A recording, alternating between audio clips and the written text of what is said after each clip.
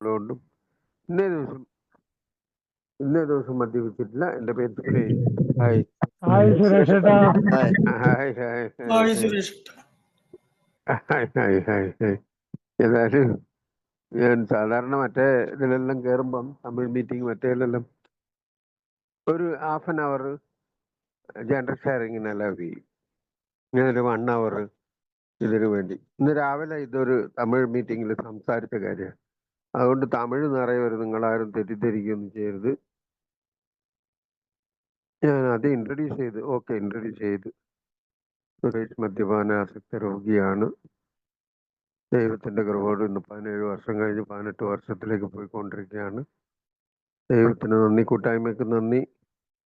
അതിലുപരി എല്ലാ ജോലിയും എല്ലാ ഇതും ഉണ്ടായും ഈ ഫങ്ഷനിങ് ഓഫ് എ എന്ന് പറയും, ഇതിൻ്റെ ഈ ഗ്രൂപ്പുകൾ നടത്തിക്കൊണ്ടു പോകുന്ന ഭരണകർത്താക്കളല്ല, വിശ്വസ്ത സേവകരാണ്. അവർക്ക് ഒരു ഹാറ്റ്സ് ഓഫ്. കാരണം ഈ തുടർന്ന് ചെയ്യുമ്പം മടുക്കുന്ന കാര്യമല്ല മനുഷ്യന്. ഒറ്റ കാര്യം, പണവും ഈ കുടിയുമാണ് മടുക്കാത്ത ഒരു കാര്യം എന്നെ സംബന്ധിച്ചിടത്തോളം. ബാക്കിയെല്ലാം പോലും എന്തിനേറെ നിങ്ങളിപ്പോൾ ചിന്തിക്കും, സെക്സ് മറ്റുള്ള എല്ലാം മടുക്കും. അത് ഭയങ്കര പ്രതീക്ഷയെല്ലാം ആയിരിക്കും പോകുമ്പം, മറ്റേതാക്കണം മറിച്ചേതാക്കണം എന്നൊന്നും നടക്കൂല. അവസാനം നമ്മളെ ലേഡീസ് ഇല്ല എന്നുള്ള വിശ്വാസത്തോടെ സംസാരിക്കുകയാണ്.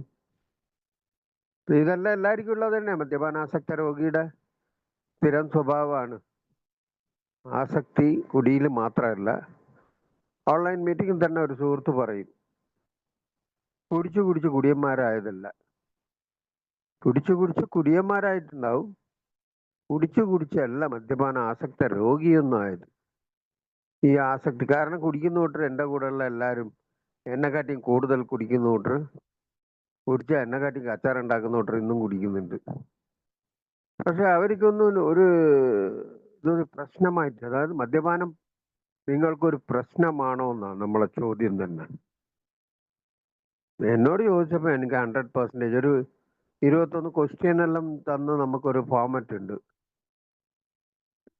മദ്യപിക്കുന്ന സ്ഥലം, മറ്റുള്ളത് പല ചോദ്യങ്ങൾ, ജോലിക്ക് പോയോ പിറ്റത്തെ ദിവസം, അങ്ങനത്തെ ഇതിൽ ഞാൻ എല്ലാത്തിനും ടിക്കായിരുന്നു. ഞാൻ വിചാരിച്ചു ഇത് ടിക്ക് ചെയ്ത് കഴിഞ്ഞാൽ എന്നെ പ്രമോട്ടൊക്കെ നീ കുടിക്കാൻ അംഗീകാരം, അതായത് ISO മുദ്രയുള്ള കുടിയനാണ്, നീ പോയി കുടിച്ചോ പറയുന്ന വിചാരിച്ച്. അതിൽ അവസാനത്തെ വാക്യം 3 കൂടുതൽ നിങ്ങൾ അതേന്ന് പറഞ്ഞിട്ടുണ്ടെങ്കിൽ നിങ്ങളൊരു മദ്യപാനാസക്ത രോഗിയാണ്, നിങ്ങൾക്ക് ഇതിൻ്റെ ആവശ്യമുണ്ട്. അപ്പം ഇന്നലെ എല്ലാം ഒരു ഇന്നും ഒരു ഫിസിക്കൽ മീറ്റിംഗ് പോയിരുന്നു, ഇന്നലെയും പോയിരുന്നു. ഇന്നലെ ഒരു ടോക്കൺ ആയിരുന്നു. ടോക്കൺ കുറച്ച് വർഷം കൂടുതലുള്ള ഒരു 22 വർഷം ഉള്ള ഒരാൾ ടോക്കൺ ആയിരുന്നു. ഞാൻ എവിടെ പോയാലും ഞാനാണല്ലോ മെയിൻ, എങ്ങനെയെങ്കിലും പിടിച്ചു വാങ്ങും. അങ്ങനെ അധ്യക്ഷനായിട്ടുള്ള ഞാൻ തന്നെ ആയിരുന്നു. അദ്ദേഹം സംസാരിക്കാൻ തുടങ്ങിയപ്പോൾ അദ്ദേഹവും കുറെ കാലം ഫോറിനിലല്ലായിരുന്നു. അനോണിമിറ്റി ബ്രേക്ക് ഒന്നുമില്ല, ഇതൊരു കാര്യത്തിന് വേണ്ടി പറയാ. അപ്പൊ അദ്ദേഹത്തിന്റെ ഡ്രങ്ക് അലോക്കല്ല സംസാരിക്കുന്നത്. അദ്ദേഹത്തിന്റെ റിക്കവറി പാർട്ടിൽ അദ്ദേഹത്തിന്റെ മക്കളും പേരക്കുട്ടികളും എല്ലാം ഉണ്ട്. അദ്ദേഹം എങ്ങനെയാ സമ്പാദിച്ചത്, കാറ് വാങ്ങിയത്, പിന്നെ കുട്ടികളെ പഠിപ്പിച്ചത്, മറ്റേത് ഇപ്പം വീടെടുത്തത്, അദ്ദേഹത്തിന്റെ വൈഫ് പിന്നിലുണ്ടായിരുന്നു.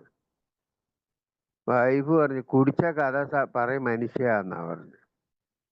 എന്താ കാര്യം എന്നറിയോ, ഞാനിത് മറന്നു പോവും.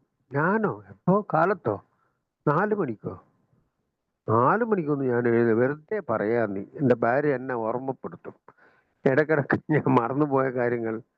നിങ്ങളല്ലേ അന്ന് രാവിലെ പോയിട്ട് പിന്നെ 5 ദിവസം കഴിഞ്ഞിട്ടല്ലേ വന്നത്, അത് മറന്നുപോയോ മകനെ എന്നെല്ലാം കൂടെ കുറച്ച് ഇതും ചേർത്ത് അവൾ ചോദിക്കും. അപ്പോഴാണ് എനിക്ക് പലതും ഓർമ്മ വരിക. കാരണം എന്താണെന്നറിയുക, ഈ മദ്യപിച്ചു അല്ലെങ്കിൽ തന്നെ എല്ലാം പോയി ഇരിക്കുകയാണ്. അപ്പോൾ ഈ നമ്മൾ സയൻറ്റിഫിക്കലായിട്ട് പറയും, നമ്മളെ ബ്രെയിനിലുള്ള കുറേ സെൽസ് എല്ലാം പോയിട്ടുണ്ടാവും. അപ്പം അതുകൊണ്ട് തന്നെ ഞാൻ ഡെലിബറേറ്റ് ആയിട്ട് മറക്കാൻ നോക്കും ഈ കുടിച്ച കാര്യം. പക്ഷെ മറക്കരുത്. മറക്കാതിരിക്കാനാണ് നിങ്ങൾ എപ്പോൾ വിളിച്ചാലും ഈ റെഡിയായി വരുന്നതും. നിങ്ങളെ ഉപദേശിക്കാനോ നിങ്ങളെ മാറ്റാനോ ഒന്നും പറ്റൂല എന്ന് ആ ബിഗ് ബുക്കിൽ വലിയ എഴുത്തിൽ വായിക്കുന്നുണ്ട്. 5ാമത്തെ ചാപ്റ്റർ വായിക്കുമ്പോൾ അവസാനം നിർത്തുന്ന അവിടെയാണ്. ഒരു മനുഷ്യശക്തിയും ഞങ്ങളെ സുബോധവാനാക്കാൻ പറ്റില്ല എന്ന് വിശ്വസിച്ച് ആ ദൈവത്തിന്, അപ്പോൾ ആ ദൈവത്തിൻ്റെ കരങ്ങളിൽ നിന്ന് ഞാനും അഭയം തേടുമ്പോൾ ആ ഭയം പോയി. ഇന്നത്തെ ഡെയിലി റിഫ്ലക്ഷനിലും ഭയത്തിനെ പറ്റിയാണ്. ഇന്ന് പോയ മീറ്റിങ്ങിൽ ഞാൻ ഒരു 4 വർഷക്കാരൻ കംപ്ലീറ്റ് ആയിട്ട് ഒരു സ്വീറ്റെല്ലാം തന്ന്, സ്വീറ്റെല്ലാം വാങ്ങി കഴിച്ച്, സ്വീറ്റ് കഴിച്ചിട്ട് അയ്യോ എനിക്ക് ഷുഗർ കൂടുമെന്നൊന്നും പേടിയൊന്നുമില്ല. ഇന്ന് എൻ്റെ ജീവിതത്തിൽ ശരിക്കും പറഞ്ഞു കഴിഞ്ഞാൽ അച്ചീവ്മെൻറ്റ് മീൻസ് ഞാൻ എല്ലാം ഇതായി എന്നല്ല, ഒരു സമാധാനപരമായിട്ട് എൻ്റെ മക്കളുടെ സെറ്റിൽഡാണ്. ഞാനും by the grace of God and the help of ഈ 10-ാം തീയതി USA പോകാൻ വേണ്ടിയിട്ട് ഞാനും എൻ്റെ വൈഫും തയ്യാറെടുപ്പില്ല. ഏത് പറയും ഇവിടെ പറയുന്ന ആശംസകൾ. ഞാൻ രാവിലെ ഒരു 4:30 മണിക്ക് ഒരു സൗഖ്യ എന്ന് പറഞ്ഞൊരു മീറ്റിങ്ങിൽ കയറുള്ളൂ.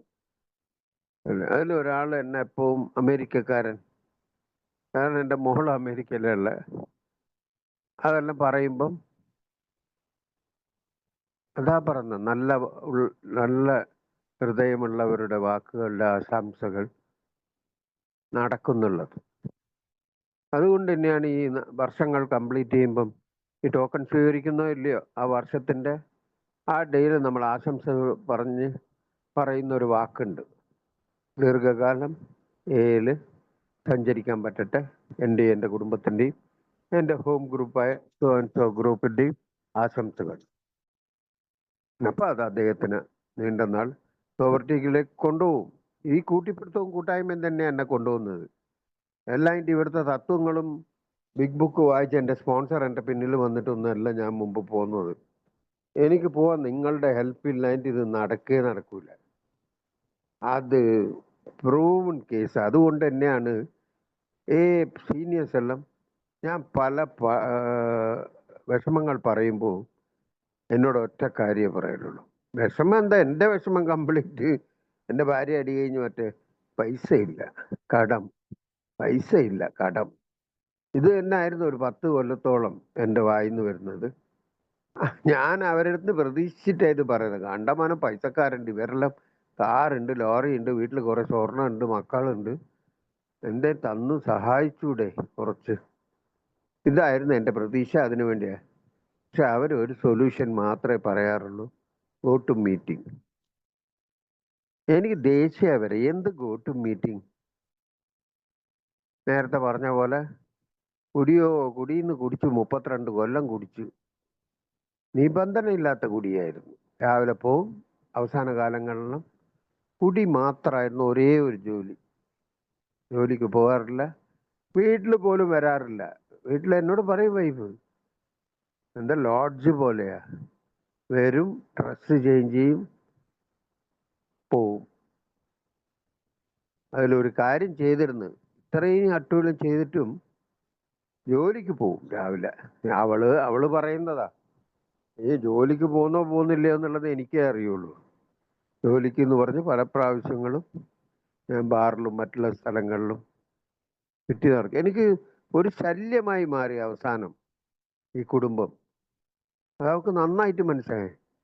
ഒരു വാക്ക് പറയും ഞാൻ, എന്നെ കൊണ്ട് കുടിക്കാതിരിക്കാനൊന്നും പറ്റില്ല, എനിക്ക് പറ്റൂലെങ്കിൽ നീ പോയിക്കോ എന്നാ പറയാ.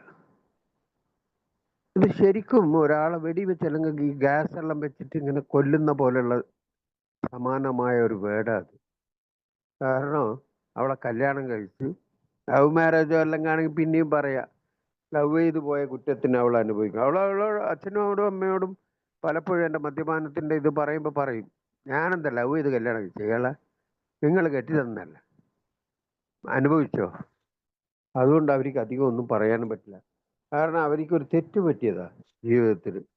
തെറ്റുപറ്റിയെന്ന് പറഞ്ഞാൽ നിങ്ങളെല്ലാവരും അങ്ങനെ തന്നെ ആയിരിക്കും ഫീൽ ചെയ്യുന്നുണ്ടാവുക. നമ്മളെല്ലാം പറയും എനിക്കൊരു തെറ്റ് പറ്റിപ്പോയതാണ് കല്യാണം. പക്ഷെ ഈ കാര്യത്തിൽ ഞാൻ പറയപ്പോൾ അവൾക്കൊരു തെറ്റ് പറ്റിപ്പോയതാ, ഇല്ല അവളെ അച്ഛനൊരു തെറ്റ് പറ്റിപ്പോയതാണ്.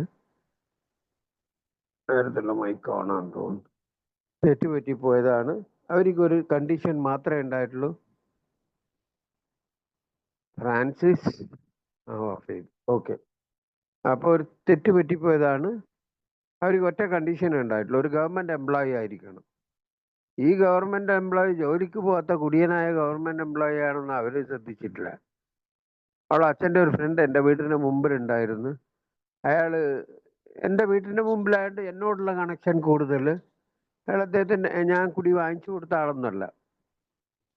അദ്ദേഹത്തിൻ്റെ അടുത്ത് വന്ന് അന്വേഷിച്ചപ്പോൾ നല്ല ആളാണ്, അയാൾ നല്ല മനുഷ്യനാണ്, വളരെ വിശാല ഹൃദയനാണ്, അതുകൊണ്ട് നിങ്ങളെ മോളെ കൊടുക്കുക. ഫ്രാൻസിസ് വീണ്ടും ഓപ്പണിലാണുള്ളത്. ഒന്ന് മൈക്ക് ഓഫ് ചെയ്യണം പ്ലീസ്. അപ്പോൾ ആ ഇതിൽ കല്യാണം കഴിഞ്ഞ് കഴിഞ്ഞാൽ ഇങ്ങനെയല്ല ആവുന്നുള്ളത് പ്രതീക്ഷിച്ചിട്ടുണ്ടാവില്ല. ഒരു സ്ത്രീയും ഒരു പെണ്ണും പ്രതീക്ഷിച്ചിട്ടുണ്ടാവില്ല. കാരണം എല്ലാം നശിച്ചു കഴിഞ്ഞിട്ടും ആ അഹംഭാവം അടങ്ങാതെ ഞാൻ ഇങ്ങനെ തന്നെ ഉണ്ടാ, നിങ്ങൾക്ക് വേണ്ടെങ്കിൽ. അവൾ പലപ്പോഴും പറയും, ഞാൻ മരിച്ചു കളയാൻ പോലും റെഡിയാ, നിങ്ങളെ കൂടെ ജീവിക്കുന്നതിനെക്കാട്ടി നല്ലത് മരിച്ചു കളയുന്ന തന്നെയാണ്. അതുകൊണ്ട് ഈ കുട്ടികളെ എന്താ ചെയ്യാന്നുള്ളത്, കുട്ടികളെ നിന്റെ വീട്ടിൽ കൊണ്ടാക്ക്. എനിക്ക് ഒറ്റക്ക് ഇന്നത്തെ ആ ഡെയിലി റിഫ്ലക്ഷനിൽ ഇട്ടത് 10% എന്നെ സ്വാർത്ഥ കാര്യങ്ങൾക്ക് മാത്രം ഇത് കൊടുത്തിട്ട് ഞാൻ ജീവിക്കണം, എൻ്റെ കടങ്ങൾ മറ്റുള്ളവർ തീർക്കണം. ഞാൻ എവിടെ വേണമെങ്കിലും എങ്ങനെ വേണമെങ്കിലും കടം വാങ്ങും, അല്ലെങ്കിൽ ബാക്കിയുള്ളവർ. എൻ്റെ ഫ്രണ്ട്സെല്ലാം പേടിയാ. ഉപദേശിച്ച് കഴിഞ്ഞാൽ പറയാം, എനിക്കൊരു 10 ലക്ഷം റുപ്യ കടമുണ്ട്, നീ കൊടുക്കുമോ? അങ്ങനെയാണെങ്കിൽ ഞാൻ കുടി നിർത്താം, കണ്ടീഷണൽ സോബറിറ്റി എന്ന് പറയും. അവർ ഉപദേശിക്കാൻ വരുന്ന, എൻ്റെ കുടുംബവും എൻ്റെ മക്കളും മരിച്ചു പോകരുത്, ജീവനോടെ വേണം, അവർ ഒരു പാവങ്ങളാണല്ലോ എന്ന് വിചാരിച്ചിട്ട് എന്നെ ഉപദേശിക്കാൻ വരുന്നവരോട് ഞാൻ ചോദിക്കുന്ന ചോദ്യ, 10 ലക്ഷം റുപ്യ കടമുണ്ട്, നീ കൊടുക്കുമോ? ഇതെല്ലാം ഈ വിഷയമായിട്ട് റിലേറ്റഡ് തന്നെയാണ്. ഇവൻ എന്തിനാണ് ഈ വിശ്വാസവും ഈ ഇതും പ്രതീക്ഷയും പറഞ്ഞിട്ട് അവസാനം ഒന്നിലേക്കും കയറുന്നില്ല എന്ന് പറഞ്ഞാൽ ഒരു ജസ്റ്റ് ഒരു ഇൻട്രക്ഷൻ. അപ്പോൾ ഈ കുടി നിർത്താൻ പറ്റൂല എന്ന് മാത്രം വിശ്വസിച്ച് മരിച്ചു പോകുന്നു. മരണത്തെ മുമ്പിൽ കണ്ടിട്ട് ഭാഗ്യം അവസാനം. അതാ പറയുന്നത്.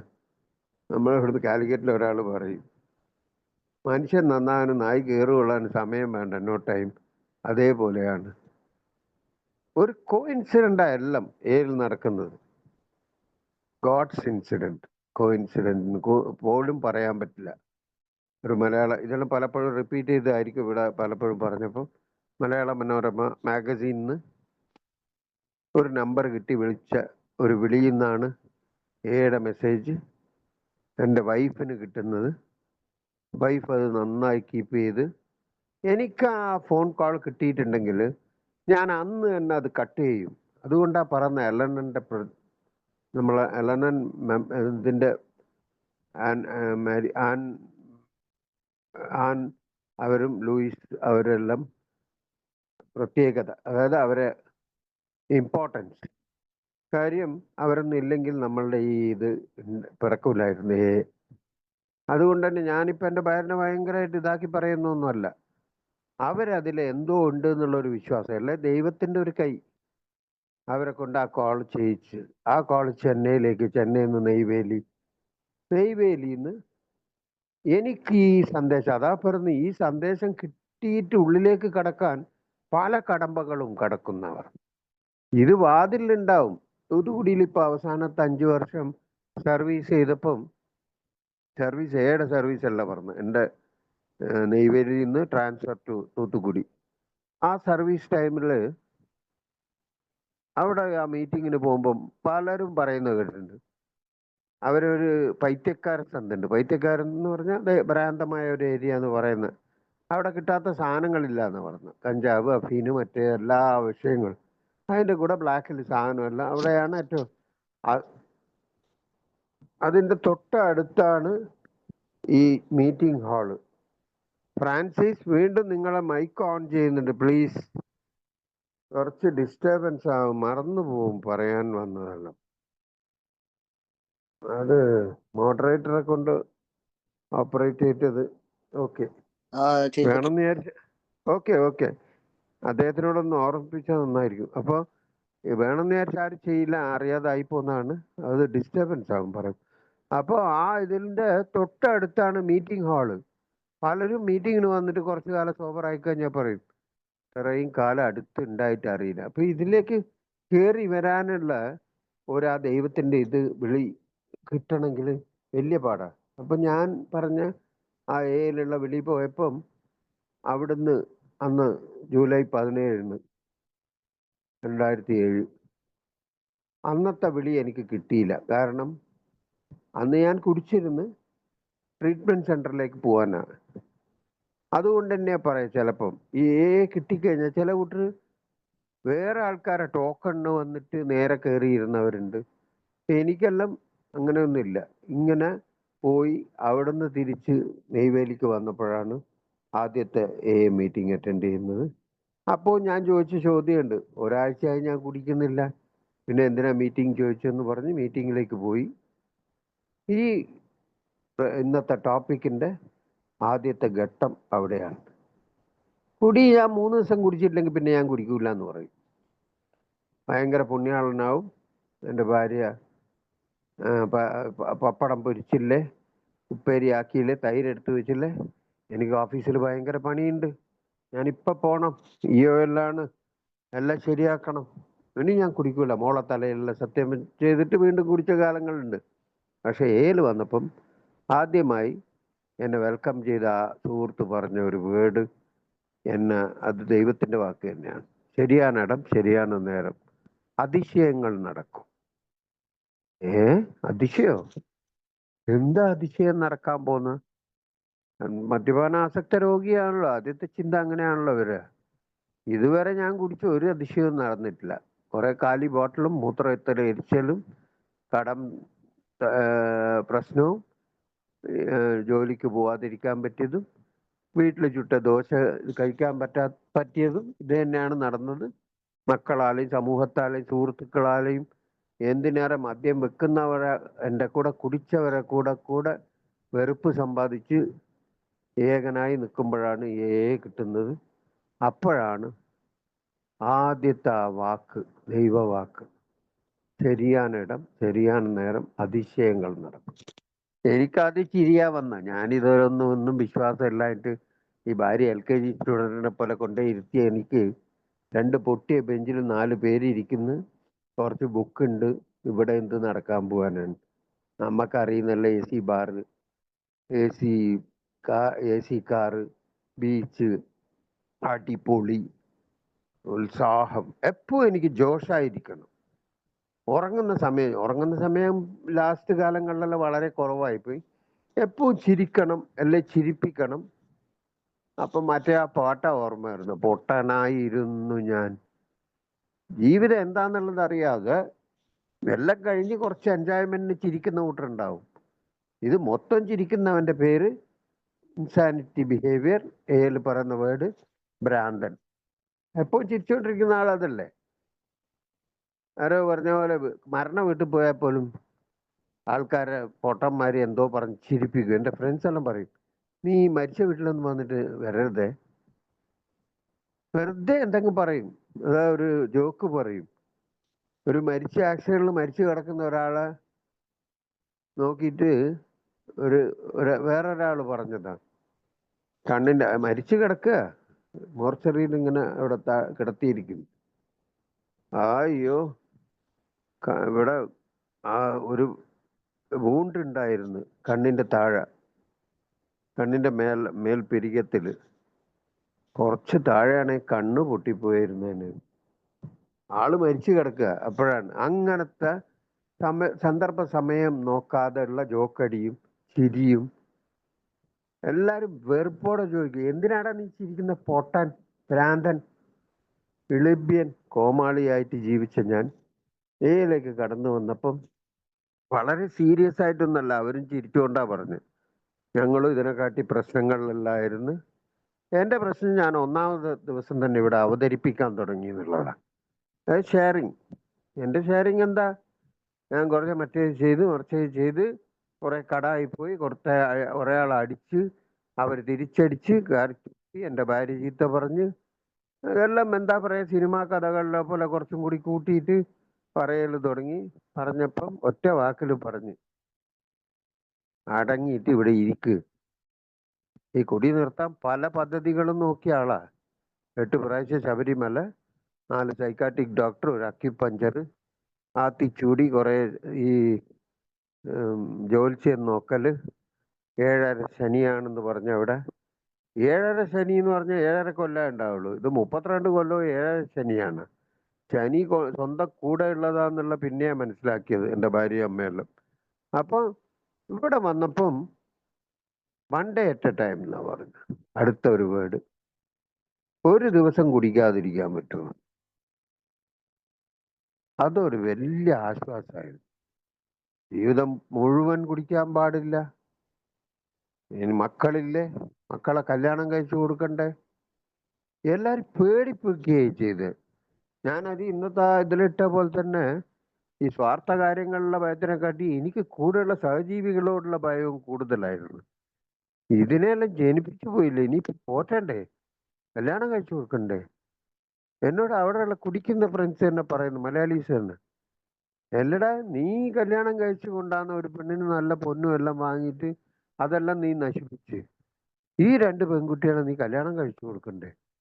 എപ്പോഴും പറയുന്ന ഒരു നെഗറ്റീവ് വേർഡാ അത്.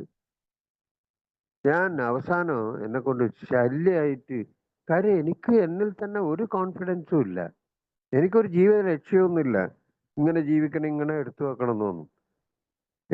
ഈ കുടി നിർത്തിയതിന് ശേഷമുള്ള കാര്യങ്ങളാണ് ഇപ്പൊ ഇനി പറയുന്നത്.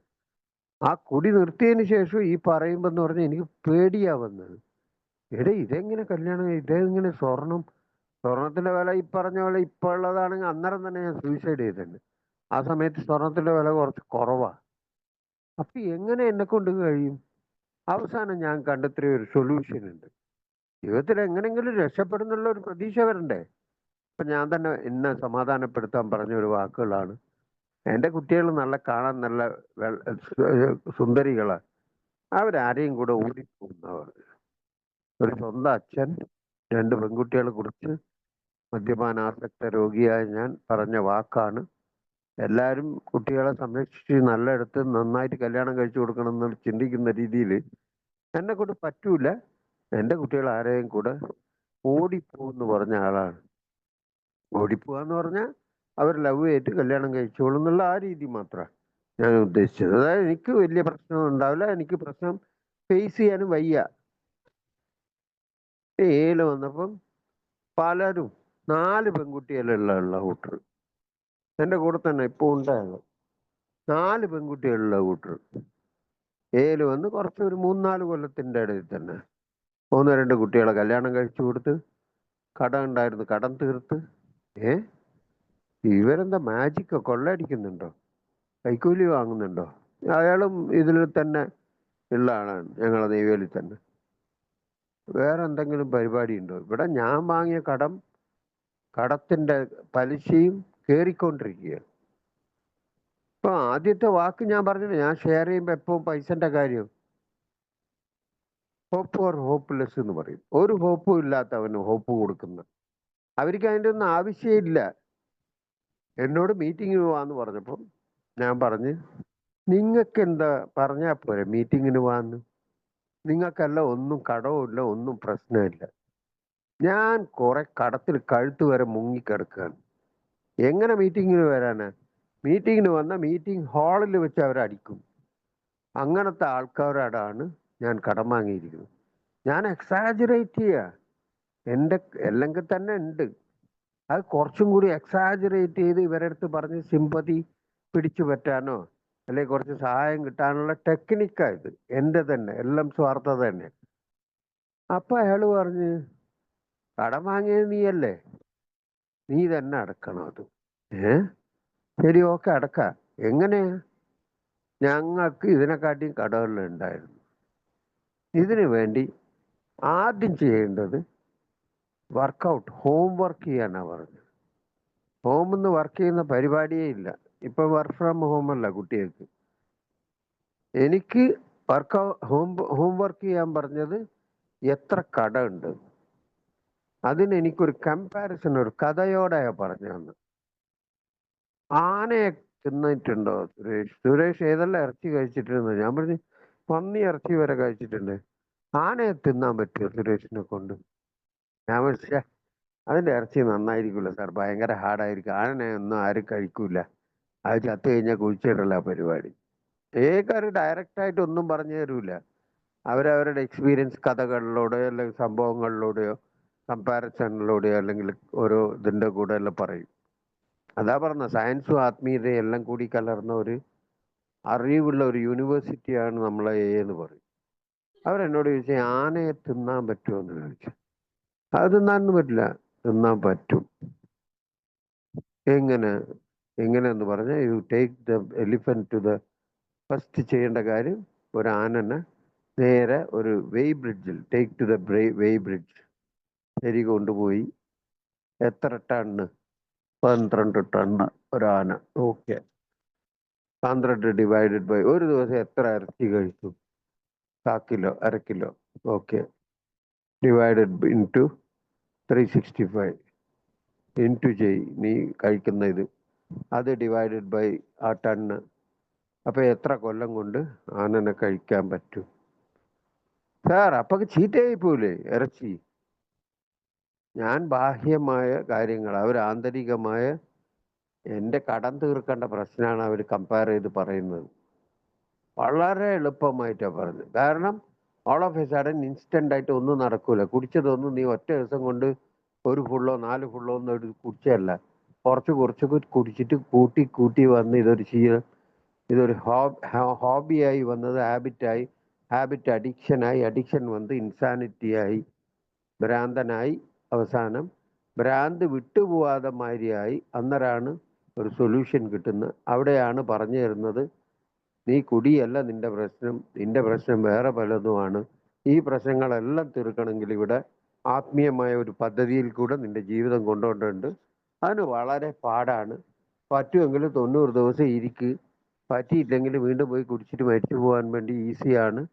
എന്താ നിന്റെ ഓപ്ഷനാണ്. നിന്നെ ആരും ഇവിടെ നിർബന്ധിച്ച ടെനൻസോ മെമ്പർഷിപ്പോ ഒന്നും ചേർക്കൂല. ഇവിടെ ഫീസ് ഇല്ല, കാസ്റ്റ് ഇല്ല, ക്രീഡ് ഇല്ല, ഒരു ഇതും ഇല്ല. ഒരേ ഒരു സിംഗിൾനെസ് പർപ്പസ്, അത് ഞങ്ങൾ ചെയ്യുന്നുണ്ട്. നിങ്ങളെ കൊണ്ട് പറ്റും. ഹോപ്പ് ഫോർ ഹോപ്പ്ലെസ് എന്ന് പറഞ്ഞ പോലെ ഞങ്ങളെ കൊണ്ട് പറ്റുകയാണെങ്കിൽ നിങ്ങളെ കൊണ്ട് പറ്റും എന്നുള്ള പ്രതീക്ഷ ആദ്യമായി തന്നത് ചെയ്യല. ബാക്കി എല്ലായിടും നീ എന്താ ചെയ്യാൻ പോന്നെ? നീ എല്ലാം ഇത്ര ഇതാക്കിയില്ലേ? എനിക്ക് പോയി ചത്തൂടെ? നീ എല്ലാം ജീവിച്ചിട്ട് എന്താ കാര്യം? കുട്ടികളെ ഇങ്ങനെ ആക്കിയില്ലേ? കുറ്റപ്പെടുത്തലും നിരാശപ്പെടുത്തലും ദേഷ്യം പറച്ചലും ചീത്ത പറച്ചലും മാത്രമായിരുന്നു. ഇവിടെ വന്നപ്പോഴാണ് സാന്ത്വനപ്പെടുത്തലും സ്നേഹവും. ഞങ്ങൾ നിന്റെ അതേ ഇതിൽ കടന്നു വന്നതാണ്. ഞങ്ങളെ കൊണ്ട് പറ്റുകയാണെങ്കിൽ നിന്നെ കൊണ്ട് പറ്റുന്നുള്ള ആ ഹോപ്പ് തന്ന ഒറ്റ ഇടം ഈ ആണ്. എനിക്ക് അന്നേരം ആ വിശ്വാസമൊന്നും വന്നിട്ടില്ല. അവരെല്ലാം ഒന്നും അറിയാതെ നമ്മളെ കാര്യമല്ല എന്താന്ന് ഇവർക്ക് അറിയോ? ഞാനല്ല, ചീത്തയാണ്, ചീത്ത ഓവറായിട്ട് ഞാൻ തന്നെ. അത് സെൽഫിറ്റിയിൽ പോകുന്നത്. ഞാൻ അങ്ങനെയാണ്. ഞാൻ വെറും ചീട്ടുകളീൻ്റെ ആളാണ്. ഞാൻ വെറും മറ്റേ പരിപാടിൻ്റെ ആളാണ്. ഞാൻ കുറെ കടം വാങ്ങി വെച്ചിട്ടുണ്ട്. എടാ ഇതെല്ലാം സാധാരണ ആൾക്കാർ സാധാരണമായിട്ട് ചെയ്യുന്ന. നീ മാത്രം എന്തല്ലോ ടെക്നിക്കലായിട്ട് കുറെ പൈസ കടം വാങ്ങി മറ്റേത് വാങ്ങി ഇങ്ങനെ പറഞ്ഞുകൊണ്ടിരിക്കില്ല. ഈ വാങ്ങിയതെല്ലാം വാങ്ങി ഇപ്പൊ നിർത്തുക അതില്. അതാ പറഞ്ഞ അവരെന്താ ചെയ്തെന്ന് മറച്ചു വെക്കാതെ പറഞ്ഞു അവരുടെ അനുഭവങ്ങളിലൂടെ.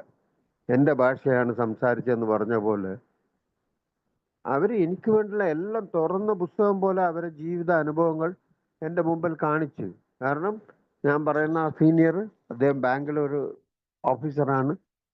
അദ്ദേഹത്തിന് കിട്ടുന്ന ശമ്പളം പരിമിതമായിരുന്നു. ഇന്നത്തെ ലെവലിൽ നോക്കുമ്പോൾ അദ്ദേഹം ആ ശമ്പളം നേരെ ഒന്നും ചെയ്യാതെ കടക്കാരിക്ക് വിളിച്ച് കൊടുത്ത് അവര് 100 രൂപ വരെ കൊടുത്തെന്നാ പറഞ്ഞു. ലക്ഷങ്ങൾ കടകളുള്ള ആൾക്ക് 100 രൂപ ഇതേ ഉള്ളൂ ഈ മാസം വെച്ചോ എന്ന് പറഞ്ഞു കൊടുത്തു. ഇപ്പൊ വന്ന പെട്രോളിന്റെ പൈസക്കെങ്കായി എന്നുള്ള രീതിയിൽ അതും വാങ്ങിച്ചു പോയ ആൾക്കാരാണ് കൂടുതലും. പക്ഷെ കുറെ കൊല്ലം സത്യസന്ധമായി ഇങ്ങനെ കൊടുക്കാൻ തുടങ്ങിയപ്പം പലരും വിളിച്ചു പറഞ്ഞെന്നാ പറഞ്ഞു, മതി ഇനി നീ തരണ്ട, നീ വെച്ചോ, ഞങ്ങളുടെ പൈസ ഏകദേശം പലിശയൊന്നും വേണ്ട ഇനി. അങ്ങനെയുള്ള ഒരു ഇത്. കാരണം അയാൾ സത്യസന്ധമായി. ആ സത്യസന്ധതക്ക് അവിടെ വളരെയധികം ഇതുണ്ട്. ഞാൻ ഏല് വന്നിട്ടും ഇവർ തന്ന ഹോപ്പും ഇവരുടെ എക്സ്പീരിയൻസ് എല്ലാം വെച്ചിട്ട് ഞാൻ ടെക്നിക്കലായിട്ട് ഞാനൊരു ഷോർട്ട് കട്ടിൽ പോകാനാണ് നോക്കി. എനിക്കിതെല്ലാം പെട്ടെന്ന് തീരണം. എന്തിനാണെന്നറിയോ? ഞാൻ പിന്നെ അതിനുശേഷം കോടീശ്വരനാകണം. എന്തിനാണെന്നറിയോ? കോടീശ്വരനായിട്ട് ഈ എന്നെ ടോർച്ചർ ചെയ്ത ഈ കടക്കാരികളെല്ലാം, ഞാനിത് ഓപ്പണായിട്ട് എൻ്റെ സീനിയറോട് പറഞ്ഞതാ. ഞാൻ എയിൽ വന്നതിന് ശേഷം ചോദിച്ചത് സുബോധ ജീവിതവും എൻ്റെ ഭാര്യയൊത്ത് എനിക്ക് കച്ചറയില്ലാത്ത ജീവിതം അങ്ങനെയൊന്നല്ല. കോടീശ്വരനാകണം. 4,4 കോടി. 4,4 കോടി ദൈവത്തിനോട് ചോദിച്ചു, പിന്നെ കോടീശ്വരനാണല്ലോ. 4,4 കോടി ഞാൻ പെട്ടെന്ന് തന്നെ 40 കോടിയാക്കും. അങ്ങനത്തെ ആളാണ്. അപ്പം എൻ്റെ സീനിയർ ചോദിച്ചു, അതെന്തിനാ നീ 4,4 കോടി? ഇല്ല, എനിക്ക് കുറെ കടക്കാരന് എന്നെ വന്ന് ടോർച്ചർ ചെയ്തിരുന്നു, ഇൻസൾട്ട് ചെയ്തിരിക്കുന്നു. അവരെല്ലാം ഞാൻ തിരിച്ച് റിവഞ്ച് ചെയ്യണം. എൻ്റെ കയ്യിൽ 2 പട്ടി ഉണ്ടാവും. അവർക്ക് ഞാൻ കടം കൊടുത്തിട്ട് അവരെ കാച്ച് എന്ന് പറഞ്ഞിട്ട് പിടിച്ചിട്ട്, ഇതെല്ലാം സിനിമ സ്റ്റൈലാണ്. ഇത് ഞാൻ പറഞ്ഞതാ, ഓട്ടത്തരം വിളിച്ചു പറഞ്ഞതാ. അപ്പൊ അയാൾ ചിരിച്ചിട്ട് പറഞ്ഞ്, ഇങ്ങനെയെല്ലാം ചെയ്യാനാണെങ്കിൽ നീ ഏല് വരണ്ട. ഇതെല്ലാം നിന്റെ ആഗ്രഹങ്ങളാണ്. ആ ദൈവത്തിന് വിട്ടുകൊടുക്കാനും ഇനിയും നീ കുറച്ച് എളിമപ്പെടാനൊന്നും നീ പഠിക്കുന്നില്ല, അല്ലെങ്കിൽ ശ്രമിക്കുന്നില്ല. അപ്പം എനിക്ക് ഒന്നും ഏല് പറയുന്ന ഒന്നും സാധ്യമാവില്ല. ഈവൻ സോബറായി കൂടെ ഇരിക്കാൻ പറ്റൂല. കാരണം നിന്റെ റിവെഞ്ച് ചെയ്യാനുള്ള നിന്റെ ഈ വെറുപ്പുള്ള ഇതെല്ലാം. അപ്പൊ നീ 4-ാം പടി 5-ാം പടി എല്ലാം വീണ്ടും വീണ്ടും ചെയ്യണം, അല്ലെങ്കിൽ നന്നായി ചെയ്യണം. എല്ലാം ചെയ്തെന്ന് ഞാൻ വെറുതെ അഹങ്കരിച്ചിട്ട് 12-ാം പടിയിലേക്ക് വെറുതെ ചുറ്റിത്തിരിഞ്ഞ ആളാ. അതാ പറഞ്ഞത്, ഒന്നും ശരിക്ക് കേൾക്കുന്ന ഒരു പ്രവണത പോലും എനിക്ക് ഉണ്ടായിട്ടില്ല. ആരെങ്കിലും ഒരു ടോപ്പിക് മീറ്റിങ്ങോ എന്തെങ്കിലും വെച്ച് കഴിഞ്ഞാൽ അയാളത് ഈ ഫിസിക്കൽ സ്റ്റാറ്റസ് എടുക്കുക. ഇയാളെ എന്താ പറയാ, അയാൾ പറയുന്ന പോലും കേൾക്കൂല മര്യാദയ്ക്ക്. ഞാൻ പറയുന്ന ഇവിടെ നിങ്ങൾക്ക് മനസ്സിലാവുന്നുണ്ടോ എന്ന് എനിക്ക് ഇന്ന് മനസ്സിലാവുന്നില്ല. എങ്കിലും നിങ്ങൾ സഹിച്ചിട്ട് കേട്ടിരിക്കുന്നു. ആ സഹിപ്പ് പോലും ബേസിക്കൽ തിങ് ഏല് പറയുന്ന ലവ് ആൻഡ് ടോളറൻസ്, ഈ ഇതുപോലെ എനിക്കില്ല. റെസ്റ്ലെസ്സാ, എപ്പോ റെസ്റ്ലെസ്, ഇറിറ്റബിൾ, ഡിസ്കണ്ടന്റ്, ഇത് തന്നെയായിരുന്നു. അത് പിരിപിരിപ്പ് എന്ന് പറയും. എൻ്റെ ഭാര്യ വെച്ച പേരാണ് പിരിപിരിപ്പ്. ഒരിടത്ത് ഒന്ന് മര്യാദയ്ക്ക് കേട്ടിട്ട് എന്താ പറയുന്നതെന്നുള്ളത് കേട്ട് കഴിഞ്ഞിട്ട് പറയും, ഇത് എന്ത് പൊട്ടത്തരാന്ന് നീ വിളിച്ച് പറയുന്നു. കേൾക്കുന്നതിനെക്കാട്ടി മുമ്പ് പറയും, നിങ്ങൾ പറയുന്നുള്ള ഒന്നിലും ഒരു അർത്ഥവും ഇല്ല, അതൊന്നും എന്നെ കൊണ്ട് ചെയ്യാൻ പറ്റില്ല. ഇതെന്താന്ന് പറഞ്ഞാൽ പ്രാരംഭ ദിശയിൽ എന്നോട് പടികൾ ചെയ്യാൻ പറയുന്ന ആളോട് ഓപ്പണായിട്ട് ഞാൻ പറഞ്ഞു. അപ്പോൾ എൻ്റെ അഹംഭാവം എത്രത്തോളം എന്നുള്ളത് നിങ്ങൾക്ക് കാൽക്കുലേറ്റ് ചെയ്യാൻ പറ്റും. വേണമെങ്കിൽ ഈ പടികൾ സ്പോൺസർ എടുത്തിട്ട് ഒരു പടികൾ ചെയ്യാൻ, കാരണം എൻ്റെ പ്രോബ്ലം ഇതാണെന്ന് അവർക്ക് ഏകദേശം മനസ്സിലായി. ഇതൊരു അരകൊര കേസാണ്, ഇവന് കുടി നിർത്തി. ഞാൻ എൻ്റെ കുടിക്കാലത്ത് ഞാൻ വിചാരിച്ചു എനിക്ക് കുടി മാത്രമാണ് പ്രശ്നം, ബാക്കിയെല്ലാം ഞാൻ കറക്റ്റാണ് ചെയ്യുന്നതെന്നാണ് പറഞ്ഞു വിചാരിച്ചുകൊണ്ടിരുന്നത്. ഏലെത്തിയപ്പോ എന്നോട് പറഞ്ഞു, നിന്റെ കുടി വെറും 5%. ഇനിയും നീ കുടിക്കാൻ ശ്രമിച്ചു കഴിഞ്ഞാൽ ചിലപ്പം ഈ 5% കൊണ്ട് തന്നെ നീ മരിച്ചു പോകും. അതുകൊണ്ട് കുടുംബം രക്ഷപ്പെടും. പക്ഷേ നീ ഇന്ന് രക്ഷപ്പെടണമെങ്കിൽ ഈ 5% കുടി ഇന്ന് മാറ്റി നിർത്താൻ വേണ്ടി സ്വിച്ച് ഇട്ട പോലെ, അല്ലെങ്കിൽ ഒരു മാജിക് പോലെ ഏല് വന്നാൽ പറ്റും എന്നുള്ളത് ഞാൻ തന്നെ ഒരു ഉദാഹരണമാണ്. അപ്പം ആ രീതിയിലുള്ള ഞാൻ ബാക്കിയുള്ള പ്രശ്നം, ബാക്കിയുള്ള 95 തീർക്കണ്ടേ, അതായിരുന്നു ഏല് ഞാൻ അഭിമുഖീകരിച്ചത് ഏറ്റവും വലിയ പ്രശ്നം. കാരണം എനിക്ക് ഈ സീനിയേഴ്സിന് കിട്ടിയ സമാധാനമായ നല്ലൊരു അന്തരീക്ഷവും ജീവിതവും എനിക്ക് കിട്ടണം. അതും ലൗകികമായ കാറ്, ബംഗ്ലാവ്, മറ്റേതെല്ലാം കിട്ടണം. കുട്ടികൾക്ക് നല്ല വലിയ വലിയ പോസ്റ്റിലുള്ള ആൾക്കാർ കല്യാണം കഴിക്കണം, അവർക്ക് കുട്ടികളുണ്ടാകണം. പെട്ടെന്ന് ഫാസ്റ്റാ. അപ്പം ആ കാര്യത്തിന് ഏല് പറയുന്ന ചില അവര് ബേസിക്കലായിട്ട് കീപ്പ് ചെയ്ത ചില സംഗതികളുണ്ട്. സത്യസന്ധമായിരിക്കുക, കൂടുതൽ ചെലവ് ചെയ്യാതിരിക്കുക, എടുത്തു വെക്കുക. ഈ ഏല് വന്നിട്ടും 1-ാമത്തെ വർഷത്തിൽ ടോക്കൺ വാങ്ങിയപ്പോൾ എൻ്റെ ഭാര്യ പറഞ്ഞൊരു വേർഡുണ്ട്, നിങ്ങൾ പറക്കുകയായിരുന്നില്ലേ, 2 റക്ക വെച്ച് പറക്കുകയായിരുന്നില്ലേ എന്നാ അവള് പറഞ്ഞു. കാര്യമുണ്ട്. നേരത്തെ ഉണ്ടായിരുന്ന ഒരു ബൈക്ക് ഡ്യൂ കെട്ടി തീർന്നിട്ടില്ല, അത് ഒരാൾക്ക് വിറ്റ് പിന്നെ എക്സ്ചേഞ്ച് പോലെ എന്നിട്ട് വേറൊരു പുതിയ പൾസർ ബൈക്ക് വാങ്ങി. എൻ്റെ പുതിയ ജീൻസ്, പുതിയ ടീഷർട്ട്, എൻ്റെ ഭാര്യക്ക് കീറിയ രണ്ട് ആ പഴയ നൈറ്റി തന്നെ. അപ്പൊ ഞാൻ പഴയ കരുത്തുകളിലൂടെ ഞാൻ തന്നെയാണ് പോകുന്നത്. ഇവര് പറഞ്ഞ ആ പുതിയ ജീവിത രീതിയിലേക്കോ കുടി മാത്രം നിർത്തിയിരിക്കുന്നു. നിങ്ങൾ പറയുന്ന പോലെ ഒന്നും എനിക്ക് പെട്ടെന്ന് പണക്കാരനാകണം, ഇതെല്ലാണ്. അപ്പം ഈ ദൈവത്തിലുള്ള വിശ്വാസം, ആ വിശ്വാസം വളർത്തിയെടുക്കാൻ, ആ പ്രാർത്ഥന, ധ്യാനം, അങ്ങനത്തെ ഒരു കാര്യങ്ങളും ഞാൻ കോൺസെൻട്രേറ്റ് ചെയ്തിട്ടില്ല. കാര്യം എൻ്റെ സ്പോൺസറോട് ഞാൻ കേരളത്തിൽ വന്നിട്ട് ഒരു പ്രാവശ്യം സംസാരിക്കുമ്പം അദ്ദേഹം എന്നോട് വളരെ വിഷമത്തോടെ പറഞ്ഞൊരു കാര്യം ഉണ്ടായിരുന്നു. സുരേഷ്, നീയേ ചോദ്യം ചോദിക്കുന്നു, നീയേ ഉത്തരം പറയുന്നു. അതുകൊണ്ട് നീ രണ്ട് കാതിലുള്ള പഞ്ഞി എടുത്ത് വായിലിട്ടിട്ട് കുറച്ചു നേരം ഈ മീറ്റിങ്ങിൽ അടങ്ങിയിരിക്കുന്നവർ. അതൊരു ആനിവേഴ്സറി ആയിരുന്നു. അന്നാണ് ഞങ്ങൾ മീറ്റ് ചെയ്തത്. അന്നാണ് മീറ്റ് ചെയ്തെന്ന് പറഞ്ഞാൽ കുറെ കാലങ്ങൾക്ക് ശേഷം ഏല് വന്നിട്ട്. അപ്പൊ എൻ്റെ ഭാര്യ അദ്ദേഹത്തിനോട് പറഞ്ഞ്, ഇയാൾ കുടിക്കുന്നില്ല, അത് മാത്രമേ ഉള്ളൂ, ബാക്കി 1.5 മണിക്ക് നൈറ്റ് വന്ന് കുളിച്ചിട്ട് എൻ്റെ അടുത്ത് കിടക്കുകയാണ്. രാവിലെ ആകുമ്പോൾ കടക്കാർ, ഇപ്പം നേരത്തെ 3-4 കടക്കാരെ ഉണ്ടായിട്ടുള്ളൂ, ഇപ്പൊ 10 പേരാണ് വീടിന്റെ മുമ്പിൽ വന്ന് നിൽക്കുന്നത്. ഞങ്ങൾ ജീവിക്കണോ മരിക്കണോ എന്ന് ഇന്ന് ചിന്തിക്കുന്ന രീതിയിലായിട്ടുണ്ട്. നേരത്തെ ആണെങ്കിൽ ഇയാളെ കുന്നുകളാന്ന് പറയാം, ഇപ്പൊ ഇയാളെ കുന്നുകളാണെന്നും പറയാൻ പറ്റില്ല. ഇയാൾ കുടിക്കുന്നില്ല, പക്ഷെ ശല്യം ഫുള്ള് ഞങ്ങൾക്കാണ്.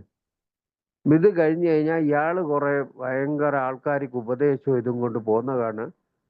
രാത്രി അതേ സമയത്തിനെക്കാട്ടി കൂടുതൽ ഇപ്പോൾ ചോദിച്ചു കഴിഞ്ഞാൽ ഞാൻ മീറ്റിങ്ങിനാ പോകുന്നതെന്നാ പറയാം. എന്താ ഞങ്ങൾ ചെയ്യേണ്ടതെന്ന് ചോദിച്ചു. ആ കാര്യത്തിലാണ്, അതായത് ഒരു സ്പോൺസർ, എൻ്റെ സ്പോൺസറുടെ പാവം ഒരു സാധു മനുഷ്യനായോണ്ട് ഞാൻ രക്ഷപ്പെട്ടതാണ്. വേറെ ഏതെങ്കിലും ഒരു കുറച്ച് ടെററായ ആളാണെങ്കിൽ എന്താ പറയാ, നല്ലൊരു കത്തിയെടുത്ത് കുത്തി കളയും. അത്രത്തോളം ദ്രോഹം ചെയ്തിരിക്കുന്ന ആ കുടുംബത്തിൽ. ഈ കുടിച്ച് ചെയ്യുമ്പോൾ അതാ പറഞ്ഞ, നമ്മളെ ഏതൊരു കാര്യം പറയും, കുടിച്ച് ചെയ്യുന്ന കാര്യങ്ങൾക്ക് അത് അന്നേരം ആ സമയത്ത് അതിന് നീ ആയിട്ടുള്ള ഒരു ബന്ധവും ഇല്ല, അത് നടന്നു പോകുന്നതാ, അല്ലെങ്കിൽ ദൈവം തന്നെ ചെയ്താന്ന് തന്നെ പറയാം.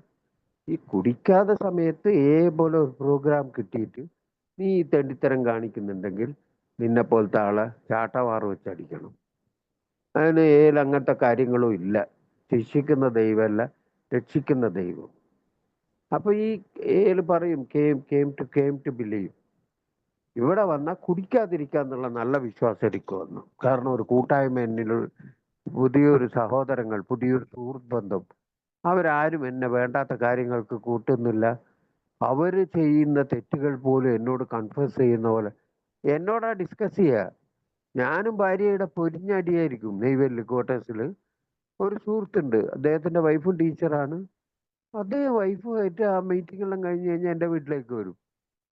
എന്തിനാന്ന് പറഞ്ഞു കഴിഞ്ഞാൽ, ഞാൻ വൈഫുമായിട്ട് ഇങ്ങനെ പറഞ്ഞ് അത് ചെയ്ത് ഒരു തെറ്റ് ചെയ്ത് ഞാൻ ഇന്ന് അവളെ ചീത്ത പറഞ്ഞ്, അല്ലെ മക്കളെ കാര്യം, ഞാൻ ഉടനെ ബിഗ് ബുക്കെല്ലാം തുറന്നു വെച്ചിട്ട് അവർക്ക് പാഠം നടത്തും. എൻ്റെ ഭാര്യ ബാക്കില് ചെറിയ പുഞ്ചിരിയോടെ അവളിങ്ങനെ നിൽക്കുന്നുണ്ടാവും. കാരണം അയാൾ ക്ലാസ് എടുക്കല്ലേ പാവം. അന്നേരം നമ്മളെ ഇടയിൽ ഇത് ചെയ്യണ്ട. അവർ പോയി കഴിഞ്ഞാൽ ചോദിക്കൂ, എല്ലാ നിങ്ങൾ അവർക്ക് പറഞ്ഞു കൊടുക്കുന്നുണ്ട്, ഇതൊന്നും നിങ്ങൾ ചെയ്യുന്നില്ല. ഏ അനങ്ങാണ്ടിക്കരി. ഞാൻ അവരോട് പറഞ്ഞതാണ്, ദേഷ്യം പിടിക്കരുത്, ഭാര്യനോട് വളരെ സ്നേഹത്തോടെ പെരുമാറണം. അങ്ങനെ പറഞ്ഞിട്ട് അവരെ കോംപ്രമൈസ് ചെയ്ത് അയച്ച് വേറൊരു മെമ്പറേയും LNN മെമ്പറേയും. എൻ്റെ ഭാര്യ ജസ്റ്റ് തിരിച്ചു വന്ന് ഭക്ഷണം കഴിക്കുമ്പോൾ, എല്ലാം നിങ്ങൾ അവരോട് പറഞ്ഞതൊന്നും നിങ്ങൾ ചെയ്യുന്നില്ലല്ലോ എന്ന് പറഞ്ഞ ഉടനെ എൻ്റെ റിയാക്ഷൻ, അനങ്ങാണ്ടിക്കടി. ഞാൻ ദേഷ്യം പിടിക്കുന്ന ആളല്ല. ഞാൻ വളരെ നന്നായി ഇത് ചെയ്യുന്നുണ്ട്. എൻ്റെ ഭാര്യനോട് വളരെ സ്നേഹമായിട്ട്, അനങ്ങാണ്ടിക്കടി, തീർന്നു. അവൾ അനങ്ങാണ്ട് പോയി കിടന്നു. ഈ പണ്ടാരത്തിനോടുള്ള പറയുന്നതിനെ കാട്ടി പറയാതിരിക്കുന്ന ഞാനാണ് അവളെ ദേഷ്യപ്പെടുത്തുന്ന, അല്ല ഞാനാണ് വീണ്ടും ആ പഴയ കുടിക്കാതെ കുടിയന്റെ ബിഹേവിയർ ചെയ്യുന്നെന്ന് അന്നൊന്നും ഈ സെൽഫ് ഇൻവെന്ററി, സ്വയ ആയ്വ് പോലും എടുക്കാനുള്ള, സ്വയ പരിശോധന എടുക്കാൻ പോലും തയ്യാറല്ലാത്ത ഒരു മെമ്പറായിരുന്നു. പക്ഷെ റിസൾട്ട് എല്ലാം എനിക്ക് നന്നായിരിക്കണം.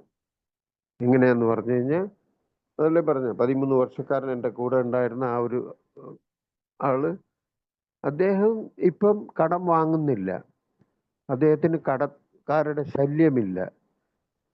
അദ്ദേഹം വന്നു കഴിഞ്ഞ് ഒരു വണ്ടി ഉള്ളത് സ്വന്തമായി പേയ്മെന്റ് ചെയ്ത് വാങ്ങിച്ച് അയാൾ ഉപയോഗിക്കുന്നു. വളരെ ആഡംബരമുള്ള വണ്ടിയൊന്നുമല്ല, സാധാരണ ടൂ വീലർ തന്നെ ഞാൻ പറയുന്നത്. അതേപോലെ തന്നെ അയാൾക്ക് അപ്പോഴും സ്വന്തമായിട്ട് വീടൊന്നുമില്ല, വാടക വീട്ടിൽ തന്നെയാണ്. അയാൾ ആരോടും പരിഭവം പറയുന്നില്ല. അദ്ദേഹത്തിന്റെ മക്കൾ വളരെ ഹാപ്പിയാണ്, നന്നായിട്ട് പഠിക്കാൻ വേണ്ടി ഒരു ഇതും ഇല്ലാതെ കറക്റ്റായിട്ട്. എന്തിനേറെ പറയുന്നു, ഞങ്ങൾ അന്നേരം ഒരു ഗ്രൂപ്പിന് ചെയ്യാൻ പാടില്ലാത്ത കാര്യമെങ്കിലും അത് ഒരാൾ ചെയ്തപ്പം സപ്പോർട്ടീവായിട്ട്. കാരണം അന്നേരം സെൽഫോൺ വന്ന പുതിയതാണ്. ആ സെൽഫോണിൻ്റെ വോഡോഫോണിൻ്റെ ഏതോ ഒരു കമ്പനിയുടെ 10 പേർക്ക് ഒരേമാതിരി സിം എടുത്തു കഴിഞ്ഞാൽ ഒരു സിമ്മോ 2 സിമ്മോ ഫ്രീ, അങ്ങനെയുള്ള ഒരു സിസ്റ്റം. അന്നേരം ഈ സിമ്മ് കിട്ടുക എന്നെല്ലാം പറഞ്ഞാൽ വലിയ പാടാണ്. ഇപ്പം ഏത് മൂലക്കൊന്നും കിട്ടും. അപ്പോൾ അത് വാങ്ങി. ഇതിൻ്റെ ബില്ല് കെട്ടുന്നത് ആ ഞാൻ പറഞ്ഞ ആളുടെ ആ ഒരു ഡിസ്ട്രിക്ട് ഹെഡ് ക്വാർട്ടേഴ്സിലാണ്. അയാൾ കെട്ടും എല്ലാവരുടെയും ബില്ല്. കെട്ടിക്കഴിഞ്ഞാൽ എല്ലാവരും മണി റിട്ടേൺ ചെയ്യും. ഞാൻ അയാൾക്ക് പൈസ കൊടുക്കൂല. അയാൾ അടുത്ത മാസം കെട്ടുന്നവരെ അയാൾ, സുരേഷ് ആ പൈസ കുറച്ചൊരു 500 രൂപ ഉണ്ടായിരുന്നു. സാർ തരാ, ഞാൻ മറ്റുള്ള കാര്യങ്ങളിൽ. ശരി ശരി, നീ മെല്ലത്താ, നീ മീറ്റിങ്ങിന് വന്നോ. ഈ 500 റുപ്യ ചോദിച്ചുകൊണ്ട് ഇവൻ മീറ്റിംഗ് വരാതാകരുത് എന്നുള്ള രീതിയിൽ അദ്ദേഹം ക്ഷമിച്ചത് കൊണ്ട് ഞാനും മീറ്റിങ്ങിന് വന്ന്, അദ്ദേഹവും മീറ്റിങ്ങിന് വന്നു. അപ്പം എല്ലാ വിധത്തിലും അവരെ എന്നെ സഹിച്ചു എന്നല്ലാതെ ഞാൻ ആർക്കും ഹെൽപ്ഫുൾ ആയിട്ടോ അല്ലെങ്കിൽ ഒരു നല്ല കാര്യവും ചെയ്തതായിട്ട് എനിക്ക് ഇതുവരെ തോന്നിയിട്ടില്ല. ഇത് പറയാനാണോ നീ വന്നതെന്ന് ചോദിച്ചാൽ, ഞാൻ ചെയ്ത കാര്യങ്ങൾ മാത്രമേ ഞാൻ പറയാൻ വേണ്ടിയിട്ടുള്ളൂ. എന്നോട് എൻ്റെ സീനിയേഴ്സ് പറഞ്ഞു. അപ്പം ഇത് ആരംഭ കാലങ്ങളിലുള്ള. പിന്നെ ഇപ്പം ഞാൻ സീനിയറായി എന്നല്ല പറയുന്നത്. ഇപ്പം എന്നാലാകുന്ന വിധത്തിൽ അവർക്കുള്ള നന്ദി സൂചകമായി എന്നെ കൊണ്ട് പറ്റുന്ന രീതിയിൽ ഒരാളെ മീറ്റിംഗ് കൊണ്ടുപോവുകയോ അല്ലെങ്കിൽ ഇങ്ങനെ എന്തെങ്കിലും ചെറിയ സഹായങ്ങളിലും എന്നാലാകുന്ന പരിധിയിൽ ചെയ്യുന്നുണ്ട്. ചെയ്യുന്നതിൽ ഞാൻ കൃതജ്ഞനാണ്. ഇത് ആർക്കുള്ള നന്ദിയാന്ന് പറഞ്ഞു കഴിഞ്ഞാൽ, ഈ എനിക്ക് വേണ്ടി പലപ്പോഴും ചെയ്ത നേരത്തെ പറഞ്ഞില്ലേ, എനിക്ക് പ്രതീക്ഷയും ആ വിശ്വാസത്തിൽ ഊന്നാൻ വേണ്ടിയിട്ട് അവർ ചെയ്ത കാര്യങ്ങളും എനിക്ക് കാണിച്ചു തന്ന ആ സീനിയേഴ്സിനോടുള്ള നന്ദി സൂചകമായിട്ടാണ് ഞാൻ ഇന്ന് തുടർന്ന് ചെയ്തുകൊണ്ടിരിക്കുന്നത്. അതുകൊണ്ട് ഞാനും എൻ്റെ കുടുംബവും സന്തോഷമാണ്. അപ്പം ഈ പ്രതീക്ഷയുടെ കാര്യം ഇവർ പറഞ്ഞ പോലെ ആക്ഷൻ പ്രോഗ്രാമാണ്, ആക്ടിങ് പ്രോഗ്രാം അല്ല. ഏ ഏല് വന്നു കഴിഞ്ഞാൽ ഞാൻ ഇവരെല്ലാം, അതായത് എന്താ പറയുക, എനിക്ക് വേണ്ടി ഈ രാജേഷ് ഭക്ഷണം കഴിച്ചു കഴിഞ്ഞാൽ എൻ്റെ വിശപ്പ് മാറില്ല. എൻ്റെ വിശപ്പ് മാറണേ ഞാൻ തന്നെ ഭക്ഷണം കഴിക്കണം. അതിനു വേണ്ടി ഞാൻ അധ്വാനിക്കേണ്ടതുണ്ട്. അത് തൂത്തുക്കുടിയിലുള്ള ഏരിയയിലെല്ലാം പറയുന്ന ഒരു വേർഡുണ്ട്, മീൻ കഴിക്കണം എന്ന് ആഗ്രഹം ഉണ്ടെങ്കിൽ മീൻ വാങ്ങിത്തരൂല, മീൻ പിടിക്കാനുള്ള ടെക്നിക്ക് പറഞ്ഞു തരുന്നു പറയും. അതാണ് നേരത്തെ പറഞ്ഞത്. ആനനെ കഴിക്കാൻ പറ്റുമോ എന്ന് ചോദിച്ചപ്പോൾ എൻ്റെ മെയിൻ പ്രശ്നം എന്തായിരുന്നു? കടം എങ്ങനെ തീർത്താൽ ഞാൻ നന്നായിട്ട്. അത് ഒരു മധുരയിലുള്ള ഒരു അപ്പളം സെൽവരാജ് ഒരാൾ പറയും, അതായത് നീ കണ്ടതിന് കടം വാങ്ങും, ഒരു വന്നുകൊണ്ട് ദൈവം പോയി അടക്കുമോ നിന്റെ കടകളിൽ? പോയി അടച്ചിട്ട് വാടാ, എന്നിട്ട് ചെയ്യുക പടികളും മറ്റും. അതിന്ന് ഇത് ചെയ്യാൻ വേണ്ടി പല പരിപാടികളും ചെയ്യാൻ അറിയില്ലേ. ഇപ്പം മറ്റുള്ള കാര്യങ്ങൾ, അതായത് പച്ചയായിട്ട് അവർ ചോദിക്കും, നിന്റെ പേരിൽ എന്തെങ്കിലും സ്ഥലവും സംഗതികളോ എന്തെങ്കിലും ഉണ്ടെങ്കിൽ അത് വിറ്റിട്ടായി പോയാലും ആ കടമെല്ലാം അടക്ക്.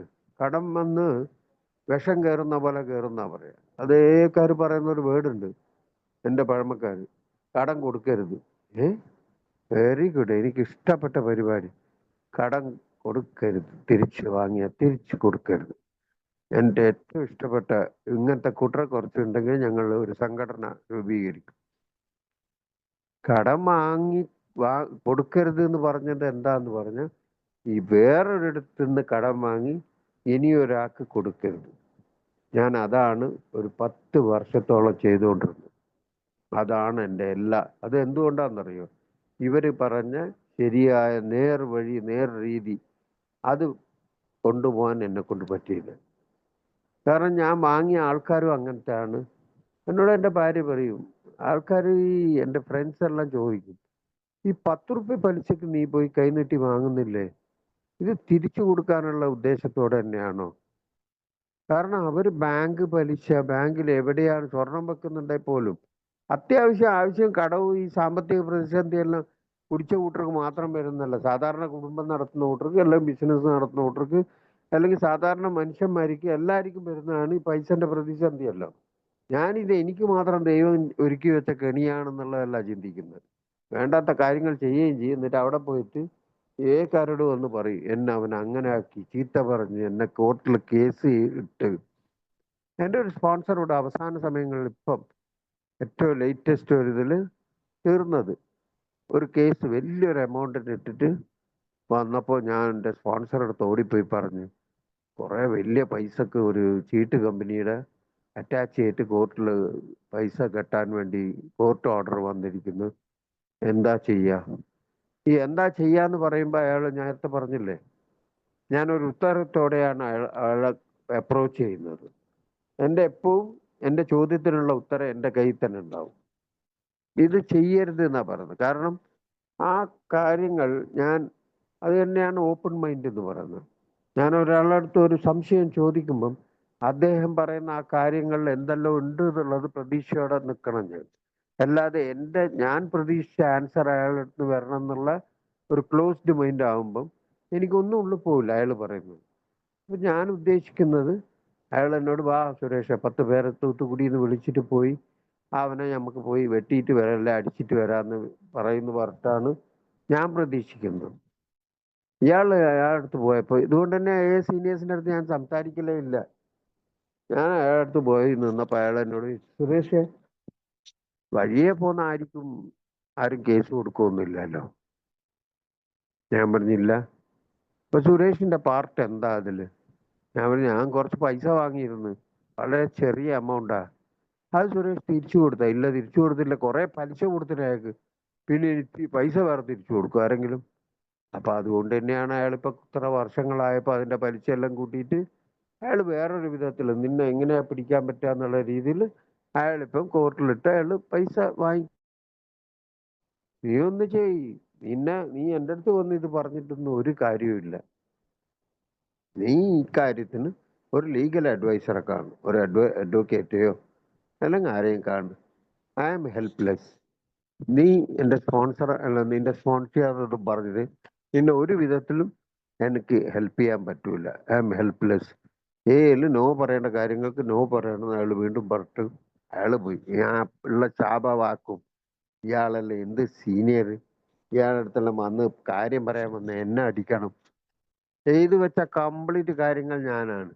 ചീത്ത പറയുന്ന ആരെയോ അതായിരുന്നു എൻ്റെ ശീലം, അല്ലെങ്കിൽ കുറ്റപ്പെടുത്തൽ മറ്റുള്ള കൂട്ടർ. അപ്പം അതിന് ശേഷം ഞാൻ ലീഗൽ അഡ്വൈസർ അടുത്ത് വന്ന് അവരുടെ അടുത്ത് ചോദിച്ചപ്പോൾ അവർ പറഞ്ഞ്, ഇതിപ്പം കുറച്ചു കാലം പിടിക്കും, നീ ഇപ്പം ഏതായാലും റിട്ടയർ ആകാൻ പോകല്ലേ, നിന്റെ PF-ലോ അല്ലെങ്കിൽ വേറെ എന്തോ പൈസ ഉണ്ടെങ്കിൽ അതെല്ലാം നീ എടുത്തിട്ട് നീ നിന്റെ ഭാര്യൻ്റെ പേരിലോ അല്ലെ മക്കളുടെ പേരിൽ എന്തെങ്കിലും ഡെപ്പോസിറ്റോ എന്തെങ്കിലും ചെയ്തോ, എങ്കിൽ അവർക്കൊന്നും ചെയ്യാൻ പറ്റില്ല. നിന്റെ പേരിൽ എന്തെങ്കിലും ഉണ്ടെങ്കിൽ അവർ കോർട്ട് അറ്റാച്ച് ചെയ്തിട്ട് വാങ്ങിക്കാൻ ശ്രമിക്കും. അതുകൊണ്ട് വേണ്ടാന്ന് പറഞ്ഞിട്ട് ആ രീതിയിൽ തന്നെ വളരെ ലളിതമായിട്ട്, അതായത് അടിയും പിടിക്കും പോവാതെ ഈ പോരാട്ട ഗുണം ചെയ്യേണ്ടത് നേരത്തെ കറക്റ്റായിട്ട് ചെയ്യാതെ ഞാൻ ഇന്ന് ആൾക്കാരെ ബാക്ക് പോയി അടിക്കാനും പിടിക്കാനും പോവാന്ന് ചിന്തിച്ചു കഴിഞ്ഞാൽ വീണ്ടും അത് പ്രശ്നങ്ങളിലേക്കേ പോവുള്ളൂ. അതുകൊണ്ട് തന്നെ പറയാം, വെറുപ്പ്, റിസൺമെന്റ് ഇസ് ദ നമ്പർ 1. ഉള്ളിൽ നിന്റെ ആരോടെങ്കിലും ഒരു ചെറിയ വെറുപ്പ് പോലും ഉണ്ടെങ്കിൽ അത് നിന്റെ ഉറക്കം കെടുത്തും. നിനക്ക് തന്നെയാ പ്രശ്നം, എനിക്കാണ് ആ പ്രശ്നം. കാരണം അവൻ എന്നെ ചീത്ത പറഞ്ഞാലും ഞാൻ അവനെ ചീത്ത പറഞ്ഞാലും അത് തലയിൽ കൊണ്ടേ നടക്കുന്നത് ഞാനായിരിക്കും. അതിന് പല സംഭവങ്ങളും ഉണ്ട്. എൻ്റെ ലളിതമായി അത് കൂടെ വന്ന് പരിഹരിച്ച എൻ്റെ, അതാ പറയാ, വന്ന് പ്രശ്നങ്ങൾ മാത്രമല്ല സൊല്യൂഷൻസും പറയണമെന്ന് പറയാം പലപ്പോഴും. ഒരു ATM-ൽ ഒരു ദിവസം നിൽക്കുന്നു, ഇത് നിങ്ങൾക്കെല്ലാം അനുഭവപൂർവ്വമായിട്ട് ഉണ്ടാകുന്ന. ATM-ൽ നിൽക്കുന്നു, എനിക്ക് പെട്ടെന്ന് പൈസ എടുത്ത് എന്തോ ഒരു ചാറ്റൻ മഴയുണ്ട്, അത് സ്ലൈഡിൽ അതിൻ്റെ സൺഷൈഡിൽ നിൽക്കാനും സ്ഥലമില്ല. എൻ്റെ മുമ്പിൽ ഒരു പെൺകുട്ടി ഡോറിൻ്റെ മുമ്പിൽ നിൽക്കുന്നുണ്ട്. ഉള്ളിൽ ഒരു വയസ്സായ ഒരാൾ ചെറുപ്പക്കാരന് പൈസ എടുക്കുകയോ, അവിടെ CDM ഉണ്ട്, ക്യാഷ് ഡെപ്പോസിറ്റ് മെഷീനും ഉണ്ട്. എന്താ ചെയ്യുന്നതെന്ന് മനസ്സിലാകുന്നത്. ഞാൻ ഈ പെൺകുട്ടിയുടെ പിന്നിലായതുകൊണ്ട് അവള് പോയിട്ട് ഞാൻ പോകാൻ വേണ്ടി വെയിറ്റ് ചെയ്യാണ്. കുറച്ചു നേരം കഴിഞ്ഞപ്പോൾ എൻ്റെ ക്ഷമ നശിച്ചു. ഒരു 10 മിനിറ്റ് ആയിട്ടുണ്ടാവും. ഞാൻ ഇടയിൽ കൂടി ആ പെൺകുട്ടി എന്നെ ഓവർടേക്ക് ചെയ്തിട്ട് ഉള്ളിൽ ഇങ്ങനെ എത്തി നോക്കി. അപ്പൊ അയാൾ ഒരുമാതിരി മുഖം വെച്ച് എന്തോ പറഞ്ഞ് ഞാൻ ആ ഡോർ ക്ലോസ് ചെയ്തിട്ട് പിന്നെയും ഇവരെ പിന്നിൽ വന്ന് നിന്നു. പിന്നെയും 10 മിനിറ്റ് കഴിഞ്ഞിട്ട് അദ്ദേഹം ആ പയ്യനും പുറത്തേക്ക് ഇറങ്ങി. ആ പെൺകുട്ടി ഉള്ളിലേക്ക് പോയി. അടുത്തത് ഞാനാ കയറേണ്ടത്. ആ സമയത്ത് ഇദ്ദേഹം പുറത്ത് വന്നിട്ട്, ഇദ്ദേഹം കുറച്ചൊരു ഡീസൻ്റ് ആയിട്ടുള്ള ഒരു ബിസിനസ് മാനോ അങ്ങനത്തെ ഒരു ഒരു ഒരു ലുക്ക്, ഒരു ജെന്റിൽമാൻ ലുക്കുള്ള ഒരാളാണ്.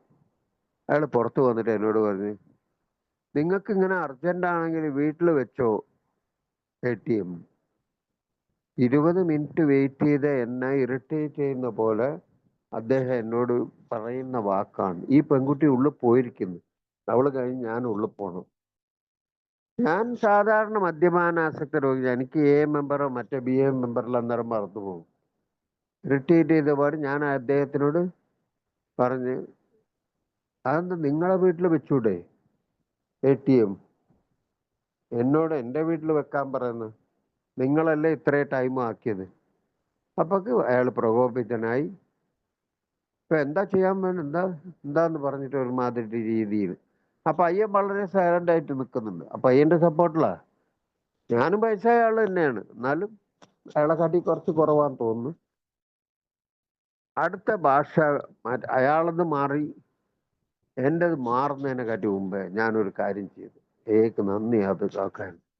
ഞാൻ കൈയെടുത്ത് കൂപ്പിട്ട് പറഞ്ഞു, എനിക്ക് സോറി, എനിക്ക് കുറച്ച് അർജന്റ് ഉണ്ട്, നിങ്ങളോട് ആർഗ്യൂ ചെയ്യാനൊന്നുമില്ല, വെരി സോറി എന്നും പറഞ്ഞു. ആ പെണ്ണ് പുറത്ത് വന്നു. ഞാനുള്ളിൽ പോയി. ഞാൻ പൈസ എടുത്ത് എനിക്ക് കുറച്ച് വെജിറ്റബിൾസ് എന്തോ സാധനം വാങ്ങാൻ എൻ്റെ ഭാര്യ പറഞ്ഞു. ഈ ക്ഷമയും സമാധാനവും ഇങ്ങനെയെല്ലാം നടക്കുന്നത് വന്നുകൊണ്ട് മാത്രം. അല്ലാണ്ട് ഞാൻ അതിനു വേണ്ടി തനി പ്രാക്ടീസോ അല്ലെങ്കിൽ പ്രാർത്ഥനയൊന്നുമില്ല. എന്നെ ദൈവം അങ്ങനെ ചെയ്യിച്ചു എന്നുള്ളതാണ് അതിൻ്റെ ശരിയായ സത്യം. അത് കുടിയുന്ന മുതൽ ഉള്ള എല്ലാ കാര്യങ്ങളിലും ഇന്ന് ഞാൻ എൻ്റെ പ്രാപ്തി കൊണ്ടാണ് ഞാൻ ഇതെല്ലാം ചെയ്യുന്നതെന്നുള്ള ആ വിശ്വാസം മാറി. ഒരു ഹയർ പവർ എൻ്റെ ജീവിതത്തിൽ ഇടപെടുന്നുണ്ട്. എല്ലാ കാര്യങ്ങളും നിയന്ത്രിക്കാനുള്ള ഒരു ശക്തി എനിക്ക് തരുന്നുണ്ട്. അതാ പറഞ്ഞ ദൈവം ഇത് എന്തെന്ന് അറിഞ്ഞുകൊണ്ട് അത് നടത്തി കിട്ടുവാനുള്ള ശക്തി തരുവാൻ മാത്രം പ്രാർത്ഥിക്കുന്നു. അതൊരു നമ്മൾ ഉപയോഗിക്കുന്ന സാധാരണ ഒരു പ്രാർത്ഥന പോലത്തെ ഒരു വേർഡാണെങ്കിൽ പോലും ഇന്നത് അറിയാതെ നമ്മളെ ജീവിതത്തിൽ പ്രാപ്തമാവും. എല്ലാം നടന്നു കഴിഞ്ഞാൽ മാത്രമേ ഞാനെല്ലാം നന്ദി പറയുള്ളൂ. അല്ലെങ്കിൽ എനിക്ക് നല്ല ഫേവറായിട്ട് നടക്കുമ്പം, അതിനൊരു എക്സാമ്പിൾ പറയാം. വന്നിട്ട് കുറച്ച് കാലങ്ങളായി, വലിയ ഇതൊന്നുമില്ല. പടികളിലെല്ലാം കയറാൻ വേണ്ടി വളരെ നേരത്തെ പറഞ്ഞില്ലേ, ഞാൻ സ്ലൈഡ് ചെയ്തിട്ട് ഒരു ഒരു 4 കൊല്ലമായിട്ടുണ്ടാവും. ഈ വണ്ടി കുറച്ച് ഇതായിട്ട് ഓടിക്കും. പെട്ടെന്ന് ഇങ്ങനെ ഒരു ചരൽ കല്ലിൽ കൂടെ കയറിയിട്ട് മറിഞ്ഞു വീണ്. എൻ്റെ അടുത്ത് ഒരു ചെറിയ ഫോണാണ്, 1100. അല്ല മറ്റേ ഇതൊന്നും ഇല്ല, ആൻഡ്രോയിഡ് ഫോണൊന്നും ഇല്ല. വീണ് പെട്ടെന്ന്, ഞാൻ ഈ പറഞ്ഞില്ല നേരത്തെ, എനിക്ക് ഈ പ്രശ്നങ്ങളൊന്നും ഈ മെമ്പേഴ്സുമായിട്ട് സീനിയേഴ്സുമായിട്ട് ഡിസ്കസ് ചെയ്യാൻ തീരെ ഇഷ്ടമല്ല. കാരണം അവർ എന്നെ കുറ്റപ്പെടുത്തുക എപ്പോ. എനിക്കെപ്പോ എൻ്റെ സിമ്പതി, അയ്യോ പാവം സുരേഷ് വീണ് പാവം, അങ്ങനെയല്ല പറയും. പെൺകുട്ടികളെല്ലാം ഞങ്ങൾ കൂടെയുള്ള കൂട്ടരെല്ലാം അങ്ങനെ പറയും, പാവം സുരേഷ്. എപ്പോ സുരേഷ് ഇത് ആക്ടിങ് ആണെന്നുള്ളത് അവർക്കറിയില്ല. പക്ഷെ മെമ്പേഴ്സ്, ഞാൻ വീണപാട് എന്തോ വിചാരിച്ചിട്ട് ഒരു സീനിയർ മെമ്പർ ഞാൻ പറഞ്ഞ ആൾക്ക് ഞാൻ ഫോൺ ചെയ്തു, സാർ ഇങ്ങനെ പെട്ടെന്ന് വീണുപോയി, കാല് ജീൻസിന്റെ ഉള്ളിൽ കൂടെ പൊട്ടിയിട്ട് ചോര വരുന്നുണ്ട്, മുട്ട്. അപ്പൊ അവിടെ ഒരാൾ വെള്ളം എല്ലാം എടുത്ത് വന്ന് സൈഡിൽ ഇരുത്തിച്ചിട്ട് അന്നേരം ഇയാളോട് സംസാരിക്കുന്നു. അയാൾ ആദ്യം പറഞ്ഞ വേർഡ് ദൈവത്തിന് നന്ദി പറയുന്നു. എനിക്ക് ചൂട് ഈ കാലിന്റെ ഇതിൽ പാദത്തു നിന്നും തല വരെ കയറി. കാല് പൊട്ടിയിട്ട് ഇവിടെ മനുഷ്യന്മാര് വേദന കൊണ്ട് പൊളയുമാണ് ദൈവത്തിന് നന്ദി പറയുന്നത്. ഞാൻ അന്ന് വിട്ട് ഇയാളോട് വർത്താനം കട്ട് ചെയ്ത് ഞാനപ്പോ തന്നെ എടുത്തിട്ട്, വീണാലും നമ്മൾ മീശയിൽ മണ്ണൊട്ടിയിട്ടില്ല എന്നുള്ള ഒരു പരിപാടിയാണല്ലോ. പറയല്ല അതെല്ലാം ഒന്നുമില്ല. ഞാൻ വേഗം കാലിൽ തട്ടി നേരെ വീട്ടിൽ പോയിട്ട് ഈ കാലിങ്ങനെ നൊണ്ടിയിട്ട് വരുമ്പം എൻ്റെ ഭാര്യ എന്താ ആ ആടുക്ക് ഒന്നുമില്ല, വീണത് ഞാനാ, എൻ്റെ അശ്രദ്ധ കാരണ, ചീത്ത അവക്ക.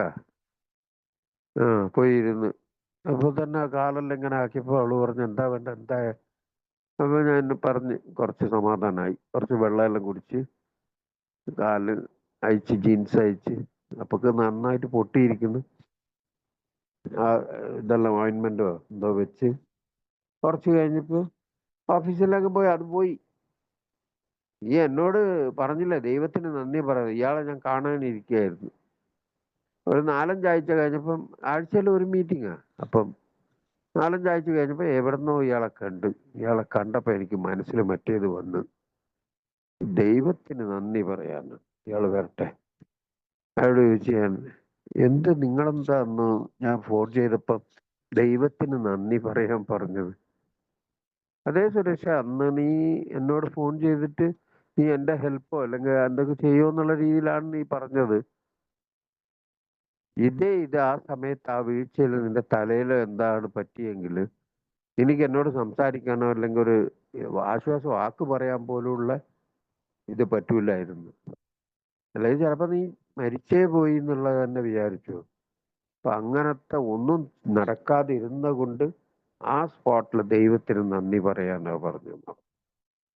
അപ്പോഴാണ് ഞാൻ ചിന്തിച്ചത്, കാരണം എനിക്ക് വരേണ്ട എന്തോ ഒരു വലിയൊരു ഘട്ടം ചെറുതാക്കിയിട്ട് ആ ഒരു ശക്തിയുടെ ഇതിൽ മാറിപ്പോയതാണെന്നുള്ളത്. സത്യം അത് ഒരു ഡബിൾ റോഡാ. പെട്ടെന്ന് ബാക്കിന്ന് വണ്ടി വന്നാലോ അല്ലെങ്കിൽ എങ്ങനെയോ അത് എന്താ നടന്നത്, ചില ആക്സിഡന്റ് അല്ലേ എന്താ നടന്ന് പെട്ടെന്ന് നമ്മൾ ബ്രേക്ക് പിടിച്ചു പോയി എന്നൊന്നും നമുക്കത് വിവരിക്കാൻ പറ്റൂല. ഒരു ഒരു ഒരു ഫ്രാക്ഷൻ ഓഫ് സെക്കൻഡിൽ നടക്കുന്നതാണ് ആക്സിഡന്റ്.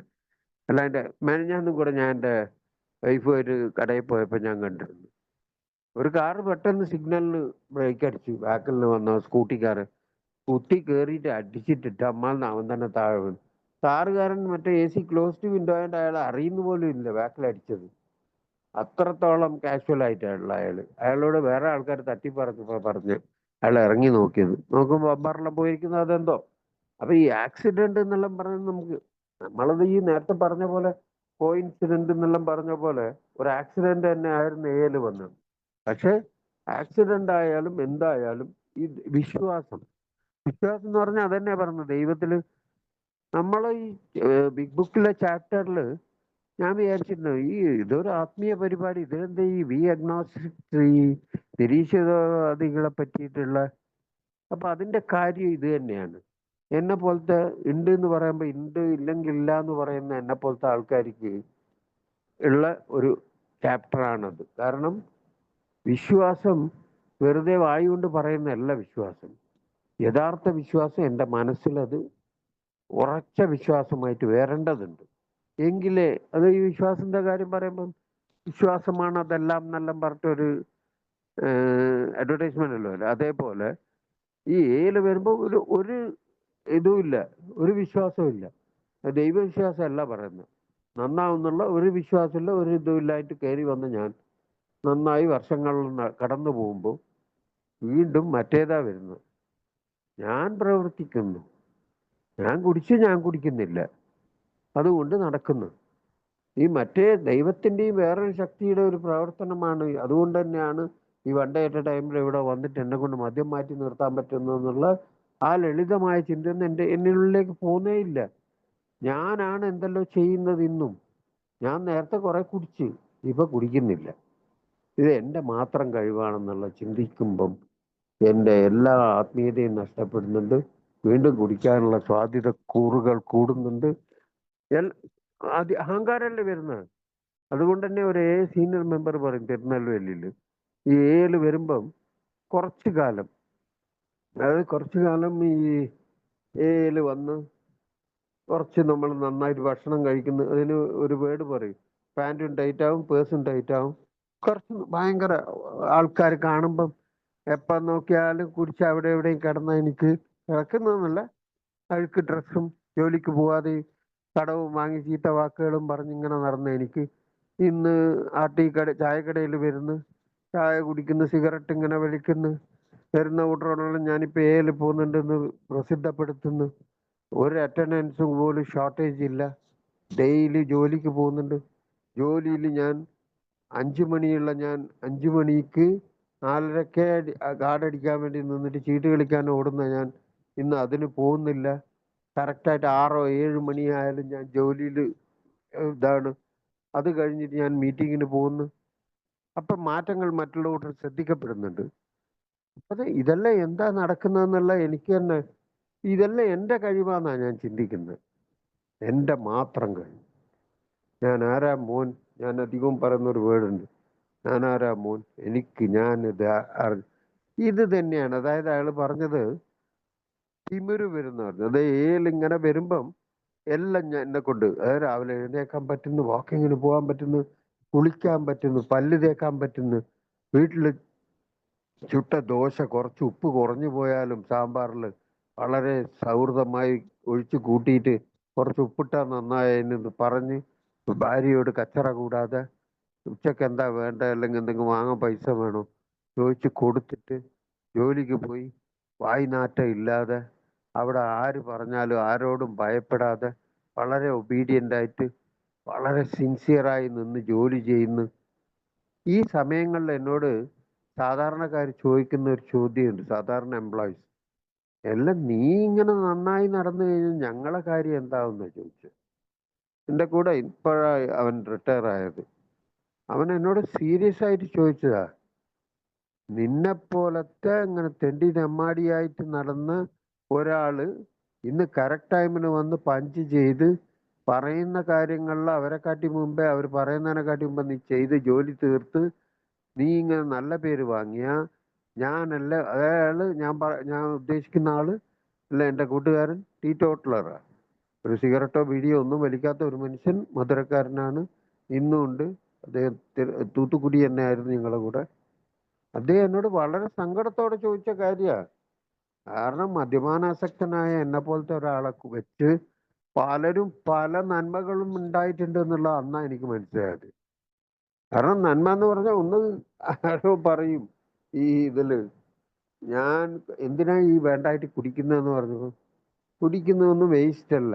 കുടിക്കുന്ന കമ്പനി, ആ മദ്യം പ്രൊഡക്ഷൻ ചെയ്യുന്ന കമ്പനിക്കാരന്, ഈ കമ്പനി ടാക്സ് എല്ലാം ഇട്ട് വെക്കുന്ന ഗവൺമെന്റിന്, അത് കഴിഞ്ഞ് ഗ്ലാസ് മറ്റേ സൈഡ് ഡിഷ് ഇതെല്ലാം വെക്കുന്ന മുറുക്ക് അച്ചാർ ഇങ്ങനെയെല്ലാം വെക്കുന്ന അവർക്ക് എല്ലാവർക്കും ഞങ്ങളെ കൊണ്ട് ലാഭം ഉണ്ടെന്ന് പറഞ്ഞ പോലെ ഈ സെന്റിമെന്റൽ സൈഡിലും ഞാനൊരു സ്പോർട്സിലാണെന്ന് ഞാൻ അധികവും പറയുന്നുണ്ട്. ആ ജോയിൻ ചെയ്തപ്പം ഞങ്ങളതിൽ മലയാളീസ് എല്ലാവരും അവർ ഓപ്പോസിറ്റ്, അതായത് ബാസ്കറ്റ് ആണെങ്കിൽ ബാസ്കറ്റ് ജെൻസൺ ലേഡീസിൻ്റെ ടീമുണ്ട്, വോളിബോൾ ആണെങ്കിൽ ജെൻസിൻ്റെയും, അത്ലറ്റിക്സ് ആണെങ്കിലും അങ്ങനെയുണ്ട് ടീം, ഫുട്ബോളും ക്രിക്കറ്റുമാണ് ആണുങ്ങളെ മാത്രം ടീം. അതിലും ഞങ്ങളൊരു ബൾക്ക് അപ്പോയിൻമെൻ്റ് ആയിരുന്നു.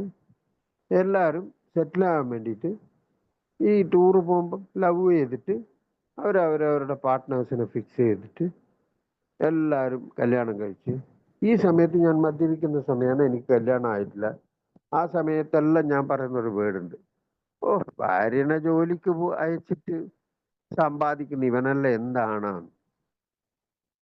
എനിക്ക് കല്യാണം നാട്ടിൽ നിന്ന് കഴിച്ചത്. അതെന്താ കാരണം എന്നറിയാം, ഒരു പെണ്ണ് അതിലുള്ള ലേഡി അത്ലറ്റിൽ അവസാനം ഒരു കുട്ടിക്ക് തീരെ കുറച്ച് സൗന്ദര്യമെല്ലാം കുറവായതുകൊണ്ട് അവൾക്ക് കല്യാണമേ കഴിഞ്ഞിട്ടില്ല. അവള് പോലും എന്നോട് വന്ന് റിക്വസ്റ്റ് ചെയ്തിട്ടില്ല. എല്ലാവരും പറയാടാ അവളെ കല്യാണം കഴിച്ചോ നീ കുറച്ച് പൈസക്ക് വേണ്ടിയിട്ട്. അവള് പോലും പറഞ്ഞു വേണ്ടാന്ന്. കാരണം അത്രത്തോളം നല്ല പേരും പ്രസിദ്ധിയായിരുന്നു ആ സമയത്ത് തന്നെ. അങ്ങനെ കല്യാണം, അതായത് ഞാൻ പറഞ്ഞു വരുന്നത്, ആ എല്ലാരാലെയും വെറുക്കപ്പെട്ട എല്ലാവരും ഈ ലവ് ചെയ്യുന്ന ആൾക്കാരെല്ലാം അവർക്ക് ഡിസ്കസ് ചെയ്യാനും അവർ പറഞ്ഞ് ചിരിക്കാനും അല്ലേ, അയ്യോ സുരേഷിനെ പോലെ ഒന്നും ആയില്ലാലോ എൻ്റെ ചേട്ടൻ എന്ന് പറയാൻ സുരേഷ് എന്നുള്ള ഒരു അവതാരം നിന്ന് കൊടുത്തു എന്നുള്ളത്. അതാ പറഞ്ഞ ഒന്ന് ചീഞ്ഞാലേ വേറൊന്നിന് വളാവും എന്ന് പറഞ്ഞ പോലത്തെ ഒരു പ്രകൃതി നിയമമുണ്ട് ഇവിടെ. അത് ഒരു വേറൊരു ഇത് പറയും, ഏല് വന്ന് കേട്ട കഥകളും അനുഭവങ്ങളും തന്നെയാണ് എന്നെ നിങ്ങളോട് ഇങ്ങനെയുള്ള ഒരു ലോകത്തുള്ള എല്ലാ പ്രസിദ്ധമായ ഡോക്ടർ സെറ്റിക്സ്, മറ്റുള്ള മതഗുരുമാർക്കൾ, മറ്റുള്ള ആൾക്കാരെല്ലാവരും ഈ ഒരു യോഗം ചേർന്നിട്ട് ഒരു മെസ്സേജ് കൊടുക്കണം. പുതിയൊരു ജനറേഷന് ഒരു മെസ്സേജ് കൊടുക്കണം.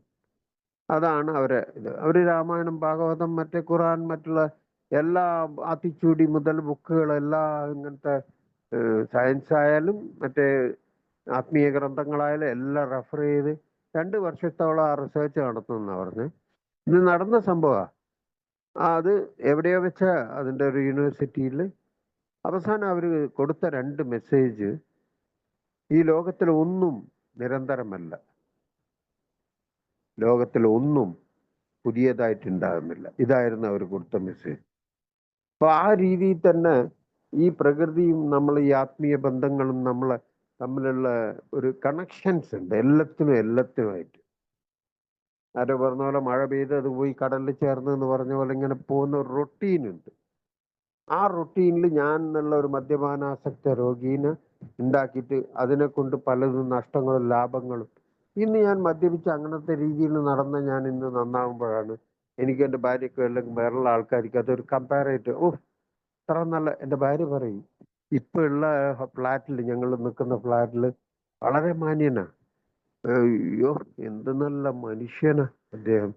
എൻ്റെ ഭാര്യ പറയും, ഏതെങ്കിലും ഒരു ചാപ്റ്റർ ഞാൻ പോയി പറഞ്ഞു കൊടുക്കട്ടെ, നിങ്ങളത് അവരെന്താ ചിന്തിക്കാന്നുള്ളത് പിന്നെ ഇവിടുന്ന് അടിച്ചു പുറത്താക്കും നിങ്ങളെ, അതുകൊണ്ട് വേണ്ട, പറയുന്നില്ല എന്ന് പറയും. അപ്പൊ ഞാൻ അതാ പറഞ്ഞു, ഈ കാര്യങ്ങൾ ഞാൻ ഇതുവരെ ചെയ്തു കാട്ടിക്കൂട്ടിയതിൻ്റെ എല്ലാം ആ ഒരു പരിണത ഫലം അനുഭവിക്കുന്നതിൻ്റെ കുടുംബത്തും എല്ലാം നല്ലതായാലും ചീത്തയായാലും ഇതിൻ്റെ ഇടയിൽ അതല്ലേ പറയുന്നത്, മരിക്കുക, വേറെ ഒന്നും ഇതേ ഇല്ല അവസാനത്തെ ഇതിൽ. അങ്ങനെയുള്ള എനിക്ക് ഒരു വിശ്വാസവും ആ ഒരു ഊർജവും എന്താ പറയുക, ഒരു സമ്പത്തും ഒരു ഹോപ്പ് തന്നത് ഈ ആൽക്കഹോളിക് അനോണിമസ്. അതുകൊണ്ട് തന്നെ ഞാനിതൊരു ടോപ്പിക്കായിട്ട് പറയാൻ വേണ്ടിയിട്ട് എടുത്തത്. കാരണം ഇവിടെ ഈ ഞങ്ങളുടെ പാത തികച്ചും പിന്തുടരുന്നവർ, അങ്ങനെ ഒരു വേട 5ാമത്തെ, ഈ പാത എന്ന് പറയുന്നത് കുടിക്കാതിരിക്കുക എന്നല്ല പാത, നല്ല ജീവിതം ജീവിക്കുക. അതിനുവേണ്ടി നമുക്ക് പലതും ചെയ്യാനുണ്ട്, അത് ചെയ്തുകൊണ്ടിരിക്കുക. അതെപ്പോൾ ഓൾ ഓഫ് എ സഡൻ ഒരേ സമയത്ത് ഒന്നും ചെയ്യാൻ പറയുന്നില്ല, മെല്ലെ മെല്ലെ, വളരെ മെല്ലെ ചെയ്താൽ വിജയം. വിജയം മീൻസ് ഒരു നമ്മളുടെ വാഗ്ദാനങ്ങൾ പറയുന്ന ആ ഒരു ശക്തി, ആ ഒരു സമാധാനം എന്തെന്ന് നാം അറിയും. നമ്മൾ ഇത്രമേൽ താഴോട്ട് പോയിട്ടുണ്ടെങ്കിലും നമ്മളുടെ അനുഭവങ്ങൾ മറ്റുള്ളവർക്ക് ഉപകാരപ്രദമാകും. അതാണ് ഒരു ജീവിത ലക്ഷ്യം. ഗാന്ധിജി പറഞ്ഞു, എൻ്റെ ജീവിതമാണ് എൻ്റെ ആദർശം, ഞാൻ ജീവിച്ച് കാണിക്കുന്നത്, അതായത് ചെയ്യുന്നത് മാത്രമേ പറയാൻ പാടുള്ളൂ എന്നുള്ളത്. അപ്പൊ അതിനൊരു കഥ പറയും വിവേകാനന്ദന്റെ. വിവേകാനന്ദ ഒരു ചെറിയ ഡോക്ടറാന്ന് പറയും. അദ്ദേഹത്തിനെ കാണാൻ വേണ്ടി ഒരു സ്ത്രീ ചെന്നപ്പം ആ സ്ത്രീക്ക് ഭയങ്കര വിയർപ്പ്, രാവിലെ എഴുന്നേറ്റ ഭയങ്കര വിറയല്, തലചുറ്റൽ, ഇങ്ങനത്തെ എല്ലാം. ആ സ്ത്രീ കാണാൻ പോയപ്പം വിവേകാനന്ദർ പറഞ്ഞത്, നിങ്ങൾ അടുത്ത ആഴ്ച വന്നോ എന്ന് പറഞ്ഞു. അദ്ദേഹം ഫ്രീ ആയിട്ട് മെഡിസിൻ പ്രിഫർ ചെയ്യും, അല്ലെങ്കിൽ എന്തെങ്കിലും കാര്യങ്ങൾ ടിപ്സ് പറഞ്ഞയക്കും. അങ്ങനെ പിറ്റത്തെ ആഴ്ച അത് അവര് ചെന്നപ്പം അദ്ദേഹം പറഞ്ഞു, നിങ്ങൾ കുറച്ച് മധുരം, ഉപ്പ് എല്ലാം കുറച്ചോ, ഓയിലും ഇതില് വേറെ ഭക്ഷണ രീതിയെല്ലാം വേറെ 2 ടാബ്ലറ്റ് എല്ലാം എഴുതി കൊടുത്തിട്ട്. അപ്പൊ അയാളോട് ആ സ്ത്രീ ചോദിച്ചു, നല്ല സ്വാമി, നിങ്ങൾക്ക് ഇത് കഴിഞ്ഞ ആഴ്ച പറഞ്ഞിട്ടുണ്ടെങ്കിൽ ഞാൻ ഒരാഴ്ച കുറച്ചെങ്കിലും ഇതെല്ലാം കുറക്കൂലായിരുന്നു. ഇല്ല, കഴിഞ്ഞ ആഴ്ചയെല്ലാം ഞാൻ ഉപ്പും ഈ ഓയിലും ഇതുമെല്ലാം അധികം കഴിച്ചുകൊണ്ടിരുന്നായിരുന്നു. ഈ ഒരാഴ്ച ഞാൻ അത് കുറച്ചതിന് ശേഷമാണ് നിങ്ങളോട് ഞാൻ ഉപദേശിക്കുന്നത്. അപ്പൊ എൻ്റെ എല്ലാം കഥ അതാ. എന്തെല്ലാം ഇവരെല്ലാം പറഞ്ഞാലും എൻ്റെ മണ്ടയിലേക്ക് ഇതൊന്നും പോവില്ല. ഞാൻ പഴയ ചെയ്യുന്ന തന്നെ ചെയ്തുകൊണ്ടിരിക്കും. അപ്പൊ ആ വിശ്വാസത്തിൽ ഊന്നി, എന്താ എനിക്ക് പ്രൂഫ് വേണം. ദൈവം ഉണ്ടോ ഇല്ലയോ, ഡൗട്ടാ. ദൈവത്തിനെ ഞാൻ കണ്ടിട്ടില്ല. ഇപ്പൊ ദൈവം ദൈവം എന്ന് പറയുന്നില്ല, കണ്ടിനാ? ഈ നിരീശ്വരവാദികളുടെ അതില് ക്ലിയർ ആയിട്ട് ഇട്ടിട്ടുണ്ട്. അതായത് വിശ്വാസം ഉള്ളവനും മേല് വന്നാൽ രക്ഷപ്പെടും, വിശ്വാസം ഇല്ലാത്തവനും അവനില്ല, അവൻ അതിൻ്റെ രീതിയിൽ. പക്ഷേ ഈ വിശ്വാസം, അതായത് ഞാനാണ് ദൈവം എന്ന് പറഞ്ഞ പോലെ ഞാനാണ്, എനിക്കെല്ലാം അറിയാവുന്ന രീതിയിലുള്ള പോകുന്ന എന്നെ പോലത്തെ ആൾക്കാർ ഒരിക്കലും രക്ഷപ്പെടില്ല എന്നാണ്. എന്തുകൊണ്ടാന്ന് പറഞ്ഞു കഴിഞ്ഞാൽ ഇവർ പറയുന്നത് അംഗീകരിക്കാനും കേൾക്കാനും ഞാനത് ചെയ്തു നോക്കാനും ഈ പടികൾ ചെയ്യാന്നെല്ലാം പറഞ്ഞാൽ പടികളെല്ലാം കംപ്ലീറ്റ് ഒരു കോഴ്സോ ഫോഴ്സോ അല്ല എന്ന് പറയും. പടികളെല്ലാം പ്രാവർത്തികമാക്കേണ്ടത് നമ്മൾ ജീവിത രീതി ആക്കേണ്ടത് എൻ്റെ ആവശ്യമാണ്. അങ്ങനെയാണെങ്കിൽ എനിക്ക് കിട്ടിയ ജീവിതം വളരെ സമാധാനവും ഇതുള്ള ജീവിതം നിങ്ങൾക്കും കിട്ടുന്നതാണ് നമ്മളെ ഓഫർ. അപ്പം ഇതെല്ലാം ചെയ്യില്ല. പക്ഷെ നിങ്ങൾ പറഞ്ഞ ഓഫർ ഫസ്റ്റ് ഈ ആരോ പറഞ്ഞ പോലെ ഫ്രിഡ്ജ് വാങ്ങിയ ഫാന് ഫ്രീ എന്ന് പറഞ്ഞാൽ ആ ഫാൻ എനിക്ക് ആദ്യം കൊടു, ഫ്രിഡ്ജ് പിന്നെ വാങ്ങുമെന്ന് പറഞ്ഞ കഥയാണ് എൻ്റെ. ഇവിടെ ഈ പറഞ്ഞ ഈ ഏഹ്, ഇതെല്ലാം ചെയ്യണമെങ്കിൽ വേറുള്ള കാര്യങ്ങളിലെല്ലാം ഞാൻ സത്യസന്ധനായിരിക്കേണ്ടതുണ്ട്, ക്ഷമാശീലം വളർത്തേണ്ടതുണ്ട്, സ്നേഹം കാണിക്കേണ്ടതുണ്ട്, മീറ്റിങ്ങിൽ വരേണ്ടതുണ്ട്, ഈ സന്ദേശം മറ്റുള്ളവർക്ക് കൊടുക്കേണ്ടതുണ്ട്, പടികൾ പ്രാക്ടീസ് ചെയ്യേണ്ടതുണ്ട്, അറ്റ്ലീസ്റ്റ് എൻ്റെ ഭാര്യനെ കരയിക്കാതിരിക്കാനുള്ള ശ്രമങ്ങൾ ഞാൻ നടത്തേണ്ടതുണ്ട്. അവളവിടെ നിന്നോട്ടെ. എന്നോട് ഇന്നും പറഞ്ഞു ബാക്കിയുള്ള പെണ്ണുങ്ങളെല്ലാം എന്തെങ്കിലും പറഞ്ഞാൽ നിങ്ങൾ ഇങ്ങനെ സമാധാനമായിട്ട് ആൻസർ ചെയ്യുന്ന കാണാലോ, അത് എന്നോട് മാത്രം ഈ ചാടി കടിക്കുന്ന. അപ്പൊ അതാ പറയുന്നത്, ക്ഷമയും ലവ് ആൻഡ് ടോളറൻസ് പറഞ്ഞ പോലെ കുടുംബക്കാരെ കണ്ടു കഴിഞ്ഞാൽ അവരോട് ഭയങ്കര സ്നേഹവും, മോനെ വന്നോ, ഞാൻ നിന്നെ കൂട്ടിക്കൊണ്ടുപോവാ, മീറ്റിങ്ങിന് കൂട്ടിക്കൊണ്ടുപോവാ എല്ലാം പറയുന്നുണ്ട്. എൻ്റെ ഭാര്യ ഒരു പാൽ പാക്കറ്റ് വാങ്ങിട്ട് തീർന്നു. അപ്പൊ അതാ പറഞ്ഞത്, ഇവിടെ ഈ സംഗതികളെല്ലാം അവരുദ്ദേശിക്കുന്നത് ഈ 12 പടികൾ നമ്മളുടെ ജീവിത രീതിയാക്കിയിട്ട് ഒരു സന്ദേശമായിട്ട്, അതൊരു എൻ്റെ ജീവിതമാണ് എൻ്റെ സന്ദേശം എന്ന് പറഞ്ഞ പോലെ പറഞ്ഞിട്ടുണ്ടാവും. ആ ഒരു സന്ദേശമായിട്ട് അട്രാക്ഷൻ അല്ലാതെ പ്രൊമോഷൻ എന്ന് പറയും. ഞാനിവിടെ ഒന്നും ആയിരിക്കും കൂവിയിട്ട് മെസ്സേജ് അയച്ചിട്ട് മറ്റേതൊന്നും കൊണ്ട് ഇതാക്കേണ്ട ആവശ്യമൊന്നുമില്ല. അവർ താനേ വരും അവർക്ക് പ്രശ്നമുണ്ടെങ്കിൽ. ഇത് പ്രശ്നമില്ലാത്ത ആൾക്കാരോടാണ് മെസ്സേജ് കൊടുക്കാൻ വേണ്ടി ഞാനെല്ലാം വരിഞ്ഞു കെട്ടി നിൽക്കും. അത് നടക്കൂല ഒരിക്കലും. പ്രശ്നമുള്ള ആൾക്കാർ തന്നെ ഡിസീസ് ഓഫ് ഡിനയൽ എന്നാണ് പറയുന്നത്. ഇത് വേണ്ട, ഇത് എനിക്കില്ല, ഞാൻ എനിക്ക് അങ്ങനെ നടന്നിട്ടില്ല, നിങ്ങളെപ്പോലെ ഞാനല്ല, അങ്ങനെയുള്ള പല ഇതും നടത്തും. അപ്പൊ അതുകൊണ്ട് തന്നെ ഇത് ഒരു മിനിറ്റ്.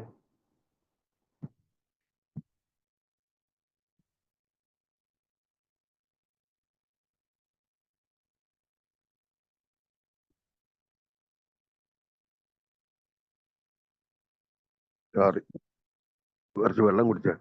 അപ്പൊ എന്റെ ഈ മദ്യപാനം നിർത്തൽ മാത്രമാണെന്നുള്ള ആ ഒരു രീതിയിലേക്ക് കയറി വരുമ്പം ഈ ശക്തിയും പ്രതീക്ഷയെല്ലാം മറ്റുള്ള കൂട്ടർക്ക് കൊടുക്കാൻ വേണ്ടിയിട്ട് ഈ വിശ്വാസവും, ഈ വിശ്വാസം എന്ന് പറഞ്ഞു കഴിഞ്ഞാല് അതല്ലേ പറഞ്ഞ ഒരു സംഗതികൾ ചെയ്ത് അതിൽ നിന്ന് കിട്ടിയ ആ ഒരു പ്രചോദനം, അല്ലെങ്കിൽ അതിൽ നിന്ന് നമുക്ക് കിട്ടിയ ഒരു ഫലം, അത് തന്നെയാണ് മറ്റുള്ള കൂട്ടർക്ക് കൊടുക്കാൻ പറ്റുന്നുള്ള ഒരേ ഒരു മെസ്സേജ്. ഈ മെസ്സേജ് കൊടുക്കണമെങ്കിൽ ഞാൻ കറക്റ്റ് ആയിരിക്കണം ആദ്യം. ദൈവത്തിലുള്ള വിശ്വാസം എന്ന് പറഞ്ഞ പണ്ടത്തെ വിശ്വാസം ഈ ഗുരുവായൂർ പോയിരിക്കുക, അല്ലെങ്കിൽ ഇത് കുറെ കഷ്ടപ്പെട്ടിട്ട് തിരുപ്പതി പോവുക, വേളാങ്കണ്ണി പോവുക, ഇതെല്ലാം എൻ്റെ സ്വാർത്ഥ കാര്യങ്ങൾക്ക് വേണ്ടിയിട്ടുള്ള വിശ്വാസം, അല്ലെങ്കിൽ ഒരു പ്രകടനമായിരുന്നു. ആ വിശ്വാസം അല്ല ഇവിടെ പറയുന്നത്. എനിക്ക് എന്ത് തന്നാലും, എനിക്ക് കഷ്ടം തന്നാൽ പോലും ഒന്നുമില്ല. ഇപ്പൊ ഒരു ഓൺലൈൻ മീറ്റിങ്ങിൽ ഒരു സുഹൃത്ത്, അയാളെ പേരൊന്നും വേണ്ട നിങ്ങൾക്ക്, തമിഴിലാ, അദ്ദേഹത്തിന്റെ 2 പെൺകുട്ടികളും ഭാര്യയും അദ്ദേഹം കുടിച്ചിട്ട് കുറെ കഷ്ടപ്പെടുത്തിയിട്ട് ഇപ്പൊ വളരെ സേഫായിട്ട് ജീവിച്ചുകൊണ്ടിരുന്നായിരുന്നു. അദ്ദേഹം ഒരു 5-6 കൊല്ലത്തോളം സോബറാണ്, 5-6 കൂടുതൽ. 2 പെൺകുട്ടികളും കല്യാണം കഴിഞ്ഞ് 4 പേര് വർക്ക് ചെയ്തവരാ ആ വീട്ടില്. സ്വർഗതുല്യമായ ജീവിതമായിരുന്നു. അതിൽ നിന്ന് 2 പെൺകുട്ടികൾ കല്യാണം കഴിഞ്ഞു പോയി. ഇപ്പൊ ഒരു 3 കൊല്ലമായിട്ട് കൊറോണന് ശേഷം അദ്ദേഹം പാരലൈസ്ഡ് ആയിട്ട് വീട്ടിൽ കിടക്കുക. ഭാര്യയ്ക്കും ജോലി നടന്നു. ഈ സമയത്ത് ഇദ്ദേഹം ഇപ്പോ മീറ്റിംഗ്സ് അറ്റൻഡ് ചെയ്യുന്നുണ്ട്.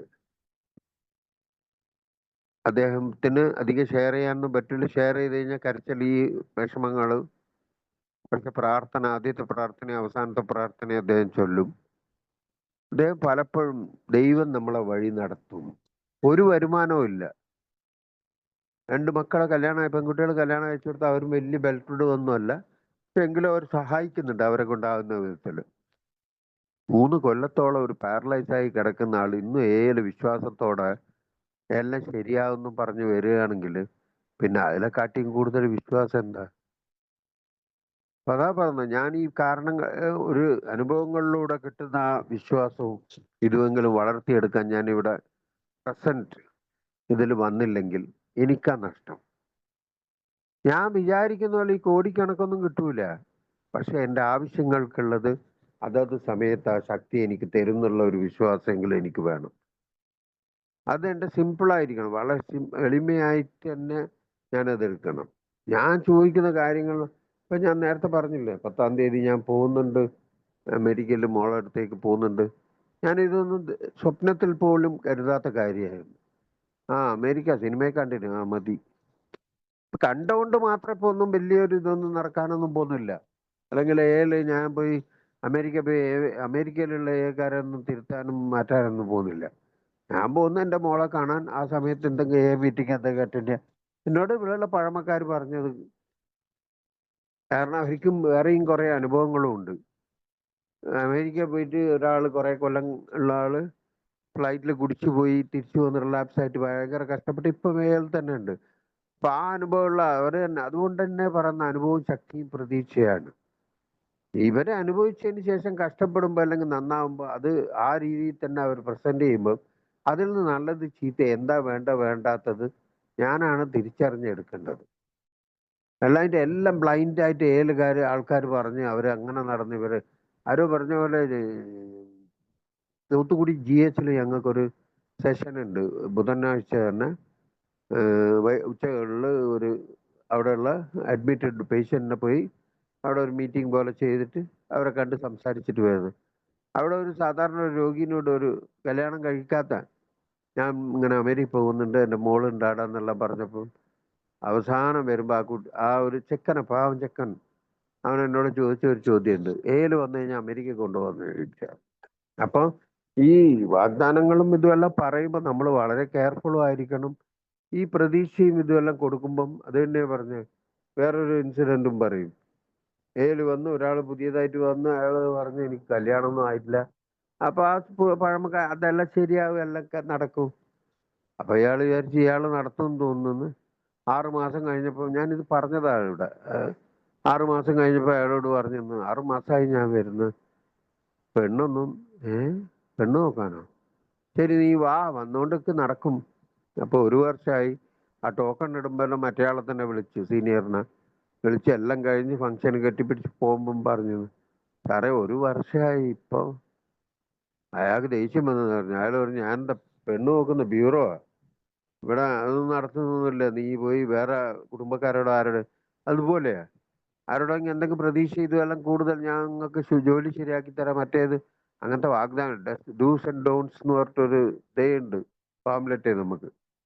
ഇങ്ങനത്തെ വാഗ്ദാനങ്ങളെല്ലാം കൊടുത്തിട്ട് വെറുതെ അവർക്ക് പ്രതീക്ഷ കൊടുത്തിട്ട് ചിലപ്പോൾ ഈ പ്രതീക്ഷ എൻ്റെ സെൽഫ് സെൻറ്റേർഡും എൻ്റെ ഇതും തന്നെയാണ് എൻ്റെ പ്രശ്നങ്ങൾക്കെല്ലാം കാരണമെന്നെങ്കിലും ഇന്ന് തിരിച്ചറിയാൻ പറ്റിയിട്ടുണ്ട്.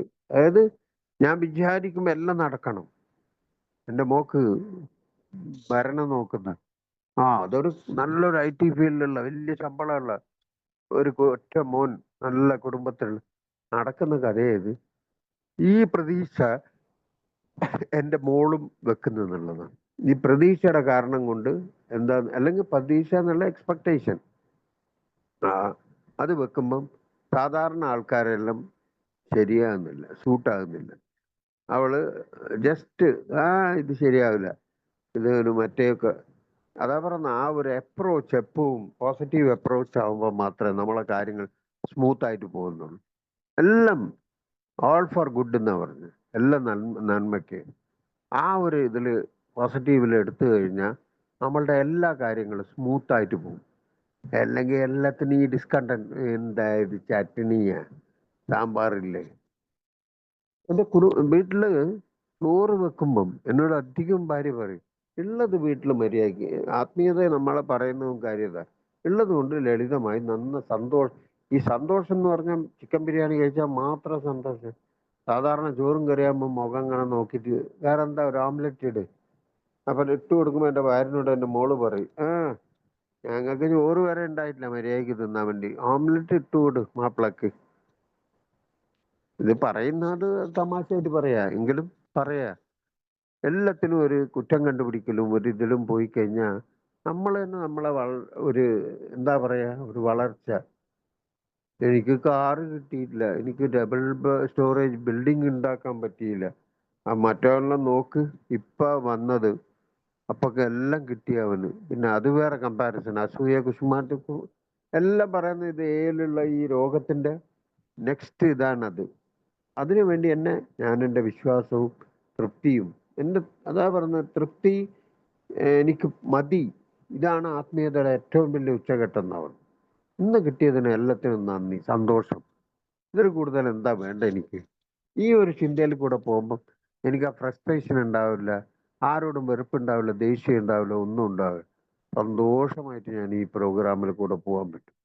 ഇത് കിട്ടിയ എന്ത് എന്ത് മീറ്റിങ്ങിൽ എന്താ കിട്ടുക? പടികൾ ചെയ്തിട്ട് മാത്രം ഇപ്പൊ എന്താ കാര്യം? പടികൾ ചെയ്ത കൂട്ടർ കുടിക്കുന്നില്ലേ? ഈ ചോദ്യമെല്ലാം ചോദിച്ചത് നിന്നോട്. നിനക്ക് വേണമെങ്കിൽ ചെയ്താൽ മതി മോനെ, ഇല്ലെങ്കിൽ വീട്ടിൽ പോയി കിടന്നുറങ്ങിക്കോ. ഇവിടെ ആരും ട്യൂഷനോ, ഞാൻ പലപ്പോഴും പറയുന്ന ഒരു വേറൊരു കാര്യമുണ്ട്. ഈ പഴമക്കാരൊന്നും ശരിക്കും എനിക്ക് പറഞ്ഞു തന്നിട്ടില്ല. എന്ത് പറഞ്ഞു തരാനാ? വീട്ടിൽ വന്ന് ട്യൂഷൻ എടുക്കാനാ? അപ്പൊ ഈ പ്രതീക്ഷ ഇതെല്ലാം എന്ന് പറഞ്ഞ് ഇങ്ങനെ പറയുള്ളൂ, അവരവരുടെ അനുഭവങ്ങൾ മാത്രമേ പറയുള്ളൂ. അതിന്റെ അവർ ചെയ്ത കഷ്ടപ്പെട്ടതൊന്നും പലരും പുറത്ത് പറയുകയില്ല. ഞാൻ കുറച്ച് നൈറ്റ് വരെ നിൽക്കണ്ട വന്ന അവിടെ. നൈറ്റ് വന്ന് നിന്റെ കാര്യത്തിനല്ലേ, നീ നിക്ക്. ഏല് പറയുന്നതാ, നോ പെയിൻ നോ ഗെയിൻ. ഒന്നും ചെയ്യാതെ എല്ലാം നോവാമ നോമ്പ് സാപ്പിടുന്നു പറയും ഈ ഇതിൽ തമിഴില്. അതുപോലെയാ. എനിക്കൊന്നും എഫേർട്ട് എടുത്ത് ചെയ്യാൻ പറ്റില്ല, പക്ഷെ റിസൾട്ട് ഇല്ലെങ്കിൽ നല്ലത് കാര്യങ്ങൾ മാത്രം എനിക്ക് നടക്കണം. ഒരു കാര്യം പറയും, ഓണം ബമ്പർ അടിച്ചിട്ട് വേണം. ആരൊക്കെ ഒരു കാറ്, ഒരു ബംഗ്ലാവ്. ലോട്ടറി എടുത്തിനാ? ഇല്ല. ലോട്ടറി എടുക്കാൻ എങ്ങനെയാടാ അടിക്കാന്ന്? എനിക്ക് ചെയ്യേണ്ട കാര്യങ്ങൾ കറക്റ്റായ ലോട്ടറി എടുക്കാനല്ല പറയുന്നത്. ഞാൻ പറയാ, ഒരു സീനിയർ മെമ്പർ പറയുന്നത് പരീക്ഷ എഴുതൂല, ഒരു പരീക്ഷന്റെ റിസൾട്ട് എഴുതി ഒട്ടിച്ചു കഴിഞ്ഞാൽ എൻ്റെ പേര് അറിയാതെ വന്നിട്ടുണ്ടോ എന്ന് പോയി എത്തി നോക്കുന്ന മനസ്സാ. അതാ പറഞ്ഞ ഈ കുടിയല്ല പ്രശ്നം, കുടിക്കാൻ എൻ്റെ ചിന്തകളാണ് പ്രശ്നം. 11:30 ഒരു മിനിറ്റേ ഉള്ളൂ. ഇതുവരെ എന്നെ കേട്ട് സഹിച്ച് ഞാനും അത് ഡ്രാഗ് ചെയ്തു കുറച്ച്. അത് പ്രിപ്പയർഡ് ആയിരുന്നില്ല. എന്തോ ചില മീറ്റിങ്ങുകളിൽ അങ്ങനെ ഇതാവും. അതിന്റെ ടോപ്പിക്കിന്റെ ഇതാണോ അല്ലെങ്കിൽ 1.5 മണിക്കൂർ ആയതുകൊണ്ടോ എന്നറിയില്ല. എല്ലാവർക്കും ഒരു ശുഭരാത്രി ആശംസിച്ചുകൊണ്ട് നിർത്തുന്നു. Thank you.